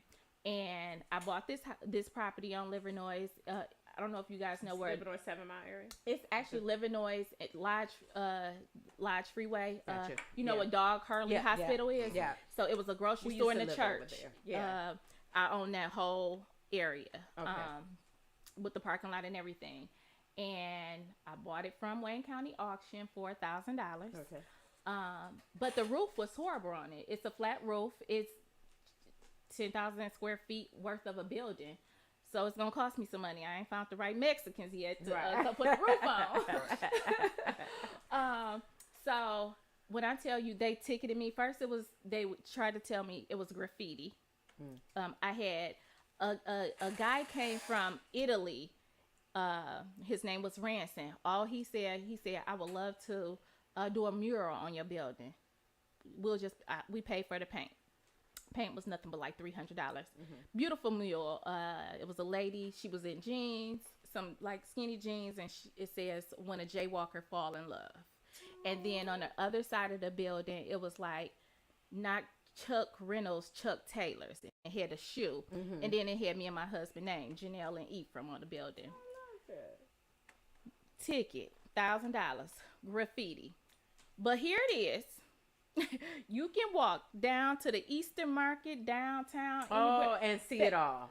And he see didn't. it And all. he didn't did some of the same paintings. Why is this graffiti? It's not no spray paint. It's not. It's a physical picture. It is. And everything. It Why is. is this graffiti? Look, crafted for its purpose. Yes. Yeah. You know, give the building a little life. It ain't just looking dull. Yeah. Okay. Yeah. The awning on it. You know, the like gutter head fell off. $1,000.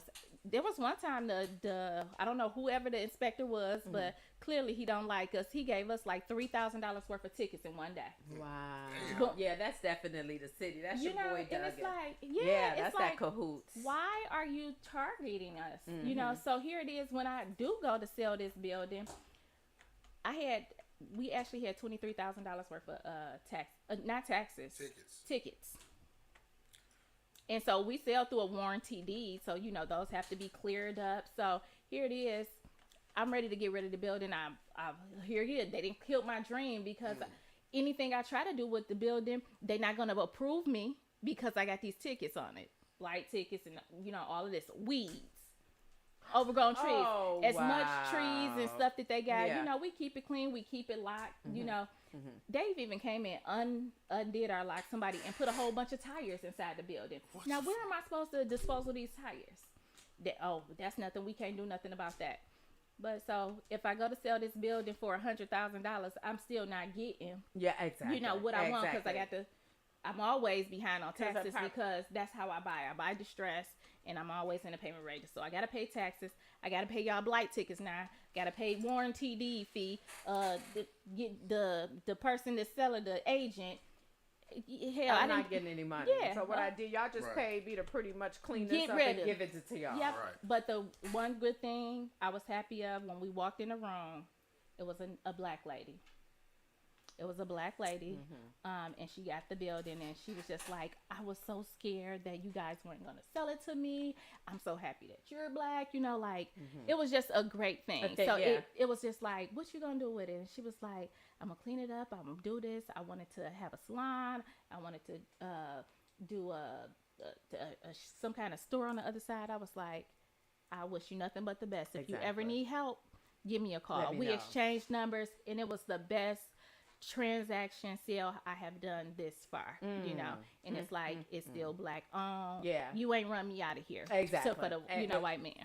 That part. Yeah. That part right And they there. took us through some stuff to sell it, because they really wanted to take it. They wanted the it. city wanted it. Yeah, exactly. But and then we- you know what? You'll actually have disputes Yeah. from other people like us who will actually say,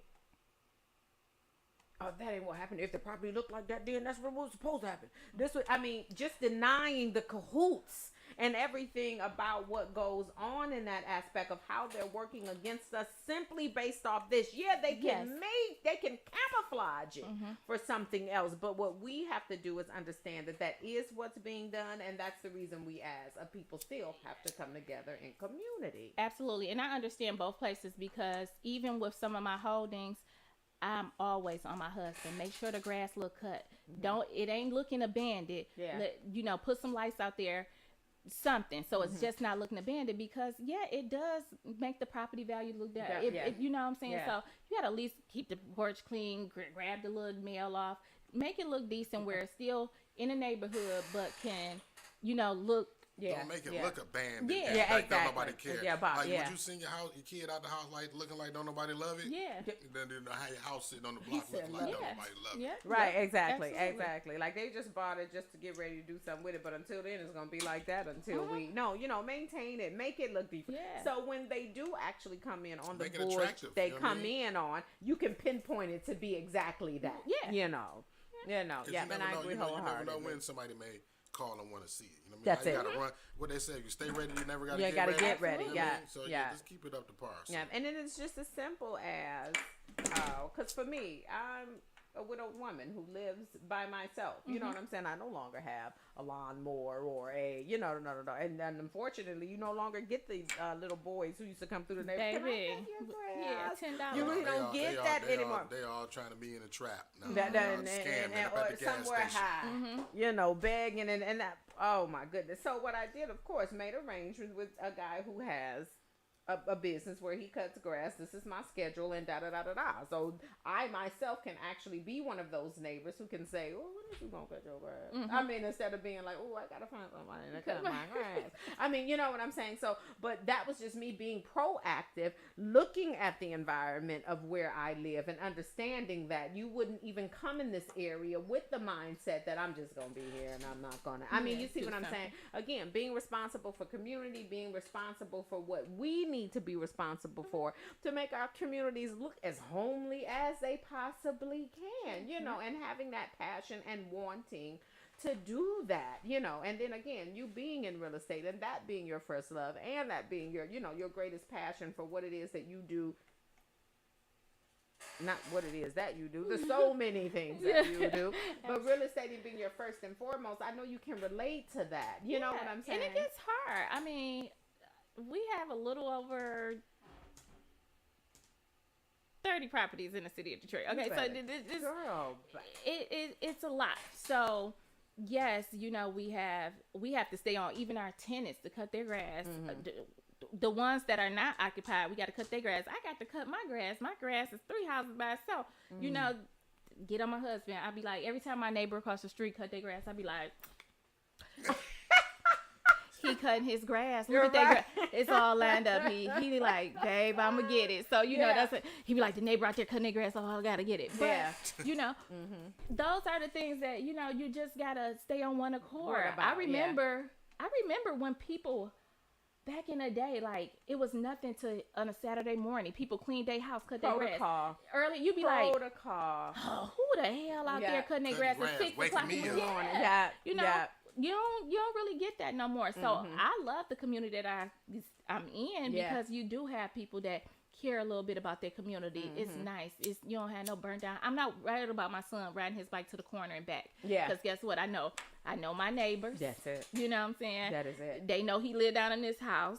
He might say hi to the dog, and stuff like that. They know his parents care. Exactly. And they can come knock on the door and say, your son did this, or I told him not to do this, or, so that's what kind of neighborhood I want to stay in. Yeah, the village. And we have to get back to that. We have to get back to that. Like, we've gone so far away from the village. And the reason that our communities do look the way that they look, and, all of the blight and renters. She said it's renters. But yeah, that's what I'm saying. But and me being in the market, let me tell you, my tenants can definitely tell you, I preach to them like, how long you want to rent? Because you paying me. I break it down. I pay for this house for this. Yeah. but you can own your own house. Like I hope you know, save up a little money where you can own your own house. Yeah. Because you appreciate it more. Yeah. And then That you is can have true. a neighborhood and a foundation. Do you really want to be moving every year or so like that? Yeah. So find a foundation, Yeah. you know? Yeah. And what is you, and then put your own effort into that. Yeah. You know what I'm saying? Live the way that you want to live, Yeah. you know, especially, committing to what you want to commit that to. I want to commit to live in a nice neighborhood. So of course my lawn is going to be kept up. You know, I'm not going to have debris everywhere. You know, no loud company after all so many, you know what I'm saying? Like my daughter and I were sitting on my porch the other day, and a couple of neighbors down were gathering. And you know, when they come over, you don't usually see that, you know. And she was like, "Oh, they started." I said, "No." I said, "Oh." They actually, and then that's the difference when your neighbors eventually throw something. Like, oh, they throwing something, you know, versus again, again, and again. Like, y'all partying every damn In my night. driveway. Right, blocking your driveway. Parked in your driveway. Yeah, parking. Oh, just You like know- the dispute for that man who they eventually charged him. He came out shooting because they parked in his driveway, and I guess they wouldn't. A lot of people take move that as the a big driveway. form of disrespect. I'm sorry, I do. And then the thing about it, and I just said that I feel like I'm becoming the old lady that we used to complain about when we was little. Like, don't walk get on on my her grass. You know that for me, don't park in front of my house if you're not for me. You know, I mean, and the only way I'm saying that is if there are other Parking spaces. parking spaces, because I can't be too selfish. I'm the corner house, so you want the front and the whole side. I mean, you know what I'm saying. But the thing about that is, if you're going to someone else's house and there's in front of their, why would you park in front of my house? I have even lied. I promise you, I have even lied. I had people park in front of my house and get out and go over to where, and if I look out and there's, I'm like, oh, I'm sorry, baby. Do you mind coming to move your car? Someone is about to pull up there in a second. Yeah. Go down there. You know, that's where you're going. I don't know. I just see it as the most rudest and the most I do. And I'm not at that sorry. point, but if you just are not kind of like that bad. laudering, sitting in front of my house, like playing with the loud music, whatever, which Yeah, I don't have that in my neighborhood, but I've seen it like other places, like, why is they sitting? Especially if you outside standing on my fucking grass. Oh, No, excuse my language, but that's how I feel about it. Yeah, don't what are you doing? yeah. Yeah. Go. Yeah, Where exactly. are Where do you you going? just go? You decided to stop right here. But Pete, that goes back to just us, this generation that we live in now, not having respect. You know, Not even knowing to have it. yeah. You know. I mean, going over. I feel like back in the day, going over grandma's house, you knew the neighbors, grandma knew them. First of all, everybody lived there forever. Yeah. So you don't have Yeah. these reoccurring people that are In and out. Yeah. and Yeah. then you don't know who they are. You Yeah. know, 6 months this one, 6 months this, and that's where the village come in and home ownership coming in. And I'll say neighborhoods. That's what a neighborhood I feel is, like people, home ownership, and people knowing each other. Yeah, and, that and is that's it. that's the That is village. it. And then they have a respect for each other. They do. They know the old lady over here, maybe she old, maybe you need to help her with her groceries. Do people do that anymore? More Like, exactly. You know what I'm saying? Do Exactly. we help out? Yeah. Can you actually borrow some of the sugar from your neighbor Man, now? I was just talking about Do that you with even somebody want to yesterday. borrow some Yeah, sugar from your your neighbor? neighbors nowadays? Exactly. So, Exactly. You know, it's just things we used to do. And I guess that's just a part of life. Like, thinking about those things in the past make me smile, but it also worries me. I got kids that, you know, you might not want them to ride past. Don't go down there because, you know, they doing this. Yeah. You got to keep them here and confined. And Yeah. I still make my Yeah. kids go outside, you know? Yeah, Do kids- exactly. And then we still need that, though. Yeah. We really, really do. Still we need them to go outside. Yeah. No, that's what I'm saying. We still need that to be done. Again, that is community. You know what I'm saying? And then at the same time, it gets to show you those neighbors that your children can be around. Yeah. And I mean, you know, and I don't mean like be around like going over their house, but if you're outside and you have a couple of people over your house, I can say enough that if my child is riding their bike and they're going to ride past your house, I can feel safe with Yeah, them. You know, hey. I can. That's it. Like, hey, tell your mom I said hey. You know, now we have the attitudes. Now don't say nothing to my child. Don't, touch you bet my not. child. You bet. And then you know, like here, I put this on Facebook one time. And the parents' comments, I promise you, blew my mind. I said, we'll still go up to a school and cuss the teacher out knowing our children are bad. Mm-hmm. You know your child is bad. You know your child disrespectful. And then with the incident that the teacher described to you about what the child did, you knew that is something that child would do. They done did it with you. But you'll go up to this school and check the teacher. Oh, yeah. Somebody was like, oh, it's me and mine, ride or die. I'm talking about they were and I'm reading them like these parents. Mm-hmm. And we try to protect our kids from as much, but when we let them out into the world at that school, it is a different place. My daughter, she is 7 years old, and I just had an incident just before school closed. She had been talking about the little boy always cussing, kind of bullying her and talking about her, but this particular day, she came up to me right after school. She like, such and such told me to suck his, you know what? And she was like, is that bad? I said, right. Yeah. Right. I said, where was your teacher? She was like, I told the teacher, but she didn't do anything. I said, hold on. Now I got to get out the car. And I goes to the teacher. She said, well, I know he said something. I didn't know he said that, but, you know, he's always cussing and this. And she just seemed not attentive enough to me. I said, is this a little boy? My daughter said, yeah. I said, where's his parents? Mm-hmm. She said, she'll be here. She's usually a little late, but she'll be here. I said, I'm going to wait here. I said, is she approachable? You know? Exactly. You know, yeah. Is she approachable? She said, I think she's pretty much approachable. I said, okay, I'll sit here and wait for her. You know, because at this point, it's either I can do harassment, actually, if I wanted to. Yeah. You know, but who wants our kids in the first grade? I can go the legal route, but I'm going to go to the office, but I want to talk to the parent first, because who wants that on their 1-year-old child? But this is just to inform us, you know, let's just talk it out. So she gets there. I said, hi, you know, my name's Janelle. I'm Pilar's mom, whatever. I said, we had a little incident. I said, we've had some situations prior to before, but this is a little bit more important. Mm-hmm. I said, he just told my daughter just today to, you know, suck his thing. And she said, what? Oh, he said that? Like, I don't know why he would say that. He ain't never seen me sleeping with no guys or anything. He don't see me have sex or whatever. So I said, Pilar, go step away. Because there's about to be some adult conversation going on right now. Right. We ain't even talking about that. I said, that's neither here or there, you know, who you sleeping with or whatever. I just, we don't talk like that at home. She was like, we don't either. She was like, but I'm going to make sure I address him. She's like, get over here. Did you say this to her? He like, no. My daughter was like, yes, you did. He was like, no, I didn't.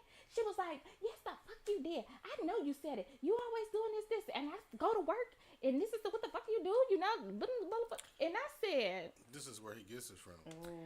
You're talking to him like this, and in he's response. picking it up. Yeah, he's absorbing it. Just to inform you, I just wanted to tell you, as a parent to parent, our kids are in the first grade.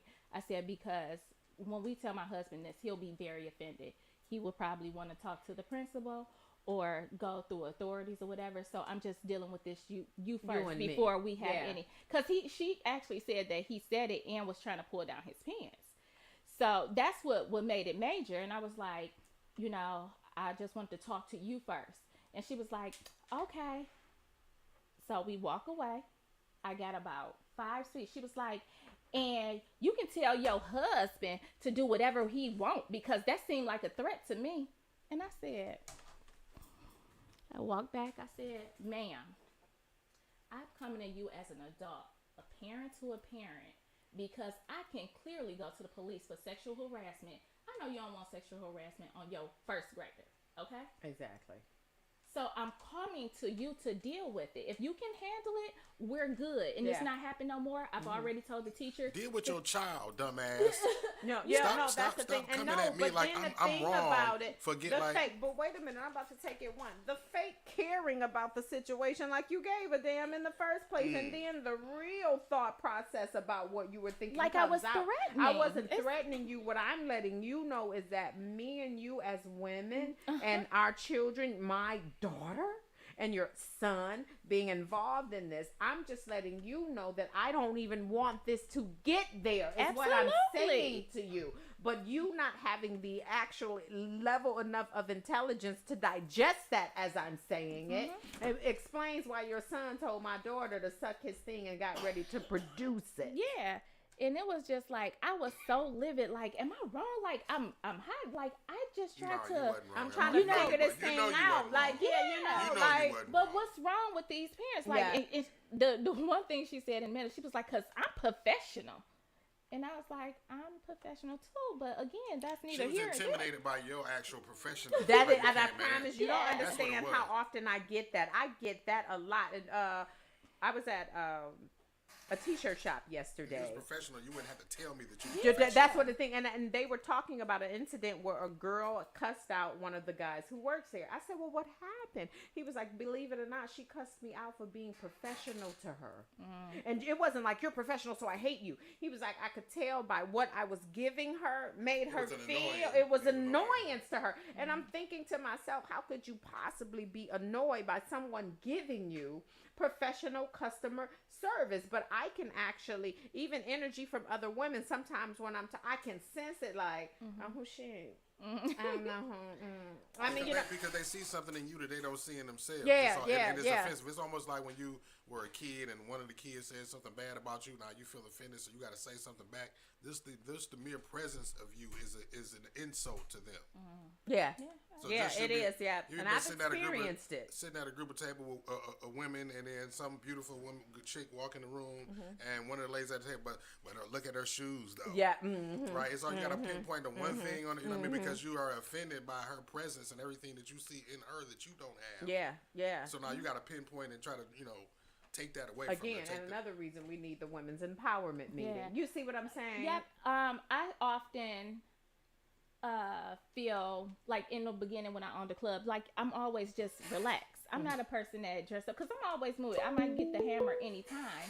So I lack the confidence sometimes as a club owner. Go ahead. What's going on, caller? Who's this and where you calling from?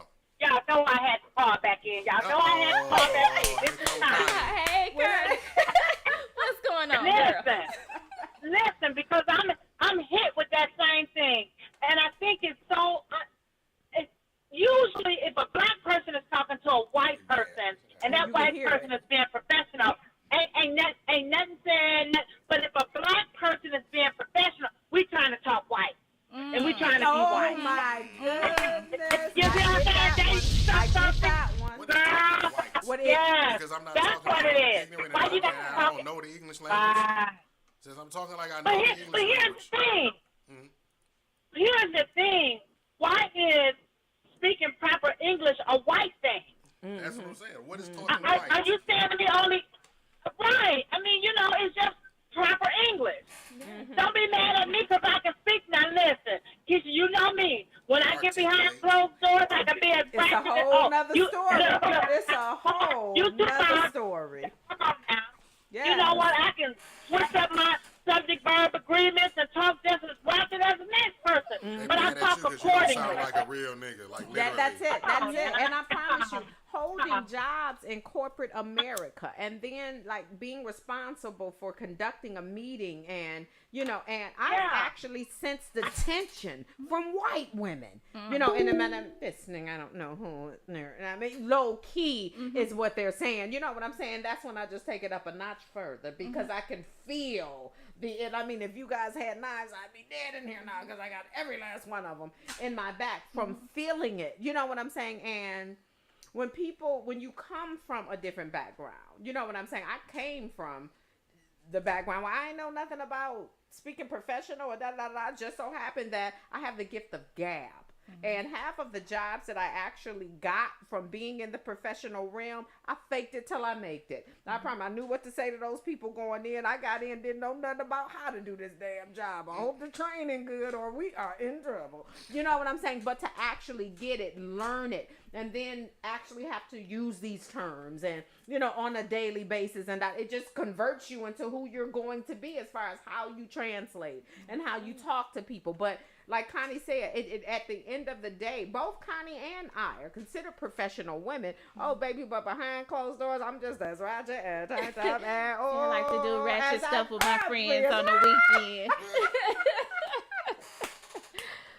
It's my thing. It's a time and there's a place for everything. everything. But the Yeah. main reason that I conduct myself the way that I conduct myself in person is because you are not going to give me anything other, no other kind of disrespect, no other kind of, you're going to give me what I reflect off of myself. You see what I'm saying? And that's the reason I hold myself the way I hold myself in public. And half the time, it's no longer even forced. This is just who I am now. Yeah. So, and again, like I tell people all the time, I always maintain myself like that in public. So even when it comes to meeting people and for the very first time, because if we don't click, I have such an open energy, inviting energy Yeah. about myself that if we don't click, I'm so very safe and assured to say that it was something you did. You know what I'm saying? Because I'm just open to it. I mean, I don't put up a guard when I first meet somebody as far as being engageable, being, so if we are talking, this thing's just going left. Oh, she do not care for me. I mean, you know what I'm saying? But that's can feel cool it. too. I'm Yeah. all right with that, but I will know for sure that it was nothing I did. You know what I'm saying? And on the flip script, same thing about that. I can sense you don't care for me, but you're gonna respect it. You know what I'm saying? Because your level of disrespect, I can match and exceed. So let's leave it here at the respect, and your energy, you just don't agree with mine. And I mean, I can honestly feel a presence. Like when I walk in a room, and I'm not tooting my own horn, but beep. You see what I'm saying? I can walk in a room and sense like, damn. Everybody but then again, I just put it on a little more. I mean, you see what I'm saying? But to walk in a room and feel that your presence has shifted that energy in that room, oh, I love it when it happens. So, but at the same time, It's envy that comes with that, deceit and all that in that room. That's the energy that you feel shifting. You know what I mean? Sometimes it ain't all positive. It's just. no, that's what I'm it's saying. the Yeah, that's snakes what I in the mean. grass, you It's feel the slithering, the energy. Yeah. that is it. And That is it. that's what I was saying before the caller, Connie called in. I was saying in the beginning of owning the club, like, I'm always on the go. So I'm not dressed up. Most club owners, or I'll say social media has this image of people, how people supposed to be. And we can say it doesn't affect us, but it kind of does. And so in the beginning, people thought that I was just a bartender at my club. And I've had conversations with people like, is this really a black-owned club? I'm like, yeah, it is. Like, is the owners cool? I'm like, seem to be pretty cool to me. You know what I'm saying? Yeah.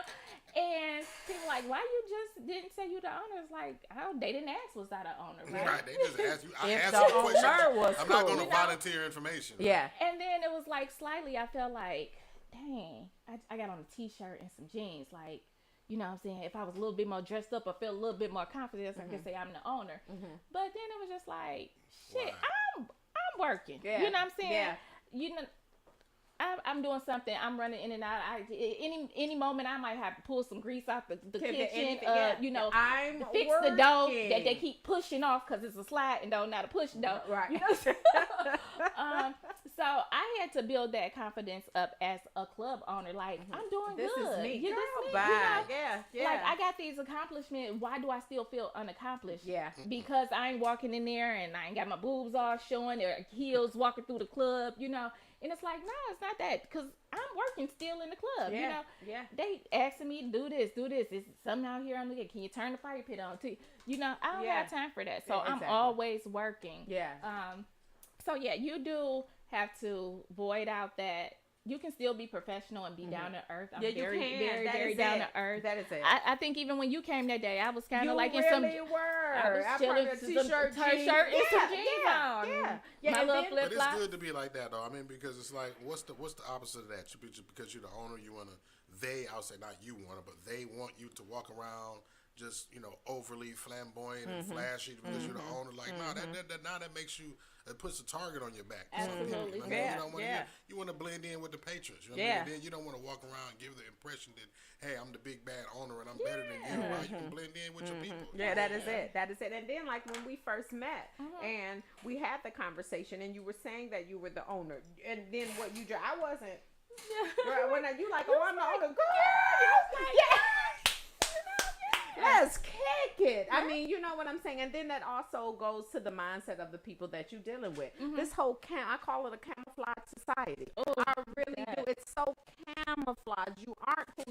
way you are, your whole, and especially, and again, the reason we need the women empowerment meeting, because this is not a downer as far as what I'm about to say, but the way that we live up to society's expectation of what we're supposed to look like. You know what I'm saying? So if you don't have your lashes on, you don't feel complete. Right. You know, if your hair ain't, you don't, someone won't even come outside.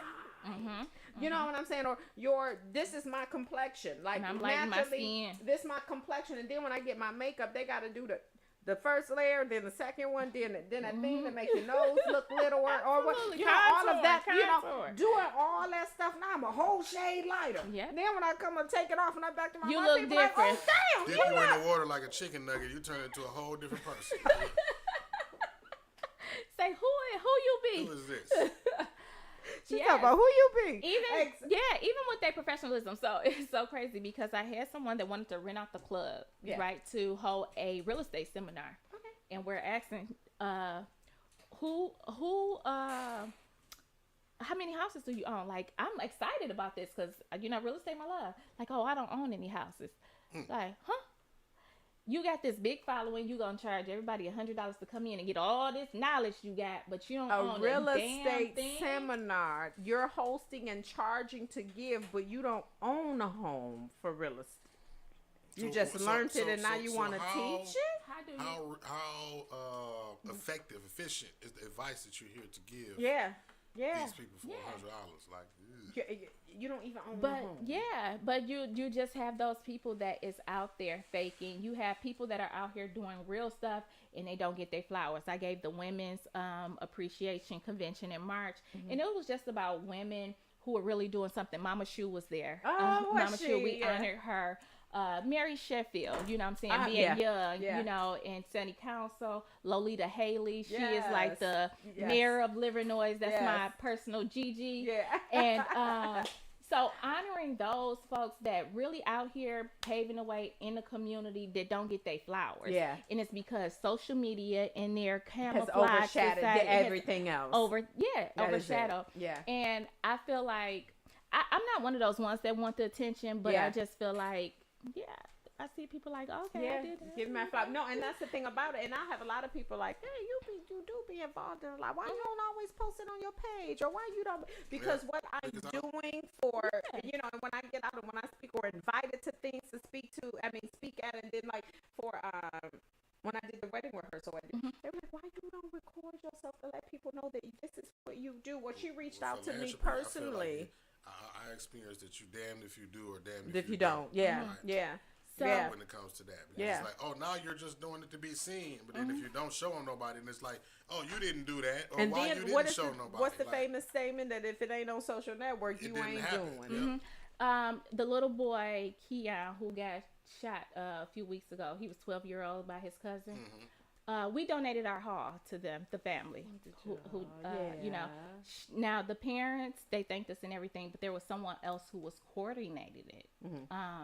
And she the one who reached out to us. We did the donation and everything. The parents were very happy. Now, as far as with the coordinator, her timing was, you know, all over the place. And, you know, I gave her, you can come here Thursday. Didn't show up Thursday. She was busy, but didn't give me a phone call. Be there 9 o'clock. Okay, hubby, you got to be here now. Now I'm running 3 different places. Right. Be here. She still didn't show up. Then 9 o'clock, supposed to be here at 10 or whatever. Neither here or there. She shouted out everybody down to the balloon lady who came to my place to put a balloon and said, thank you for like assisting with this, you know, funeral and everything, and then shout us out. I felt some kind of way because we did it as, you know, a nonprofit. But then I was just like, you know what? God gonna continue to bless me anyway. But I see how people are. You know what I'm saying? Like, you know, if it wasn't for us, you wouldn't have nobody else to shout out. You know? Exactly. But it's okay. They wouldn't even have to have a place to come to have had that balloon. But because we had the conversation with the parents and it wasn't the parents, it was just like, it's still no need. Yeah. We know what we did, you know, Exactly. and that's all that matters. Exactly. But That is it. Show It was us from not, the heart. Yeah, You show know, us it not was to work from the with heart. somebody else, That is you know, it. because That is it. your That is it. timing. You didn't And do it then for the the thing credit. You about did it, to help. and then the thing Genuinely. about it, thank God that the parents gave you that gratitude, because if the parents themselves reach back out to us, Yeah. then we'll, It was we'll work appreciated. with you guys. But is it possible you got another coordinator? Yeah. I mean, you know what I'm saying? And then again, being careful who you do business with. You know, Absolutely. you really have See, to and be in the way careful. Detroit operate, right? I can just throw this narrative out there. The coordinator was probably affiliated with another hall, right, and didn't want to promote you because it's like, okay, you ain't my people. That's just how that could have been the case, spiteful, too. Yeah, how yeah. picky and finicky, you know. That they are. Or just has, I mean, she explained that she had a lot going on, but so do I. And if we just talk, communication is the key.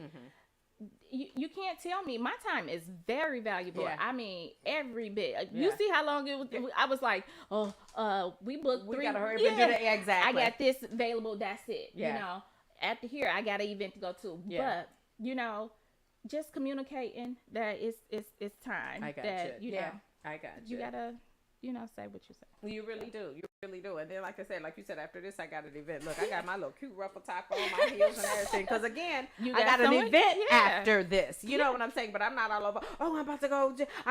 No, what I do is pure from the heart. You know, I'm blessing her with it, you know, and when you were at my place, you was like, I got somewhere to go. You called and said, I'm going to be a little late. Yeah. And we were talking, but Yeah. at least you gave them a heads up. And what did they say? courteous. We running late too. Exactly. You know, so ain't nobody waiting on nobody at the point. So if you just Exactly. communicate, it all works out. And communication is key. Yeah. Thank you, Always. Queen. Appreciate you. I knew you would come on and bless us. Thank you so much. Look, for fitting me into your schedule for the show. Look, forgive me for sending. I sent Toya the email to send to her.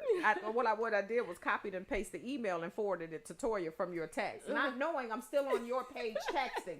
I said, email should read as follows. And I'm like, okay. I got it right. I said, oh, damn it, that was for Toya. But again, thank you, Queen, so much Thank you for having fitting me. us into your schedule. If right before we go, if you could let the people know about what you do as far as the class, or do you still do it? Teacher classes on Wednesday? or Yeah, allow so we every other Wednesday, if you follow our website on www.unorthodox.org, sign up to our website, you will get private invites to classes, to any events that we have. Well, of course, we hold comedy, open mics, jazz sessions, you know, but you'll get a private invite. It's to keep the environment safe and to know whom we're working with. I love that. So, and we also do classes. We do couples and conversations and cocktails and conversations, all community events, free cocktails and food, just so the community can come out and get together, learn knowledge. If anybody out there feels that they have some knowledge that they want to share in an open environment,